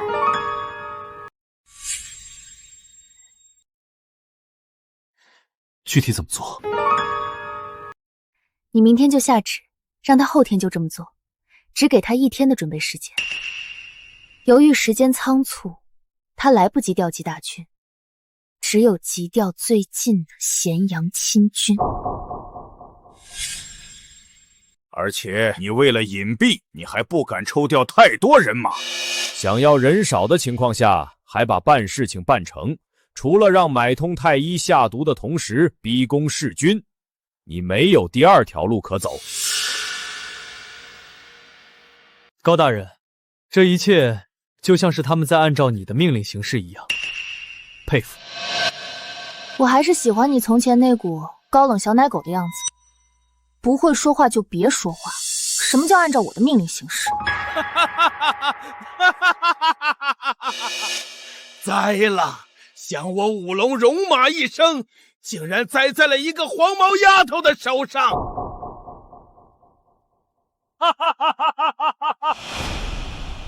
恭喜高大人荣升尚书，恭喜高老国公60大寿，恭喜高大小姐荣升侍郎，真可谓一门三喜啊！里面请，里面请。荣亲王谋反，满门抄斩，送礼暗通荣亲王，斩首示众，念其过去功苦。其子宋清舟发配岭南，中书舍人沈婉容虽心术不正，但念其忠心，贬为岭南9品主簿。高月，我错了，我错了呀！谢谢父亲大人，祝父亲大人寿比南山，福如东海。谢谢父亲大人，祝父亲大人寿比南山，福如东海。那我就祝……与其说些祝词，还不如把你的婚事办了，那才让爷爷高兴呢。对了，我看陛下好像对你很上心啊。我才不和那么多后妃抢呢。那如果朕遣参六宫，放归叶庭？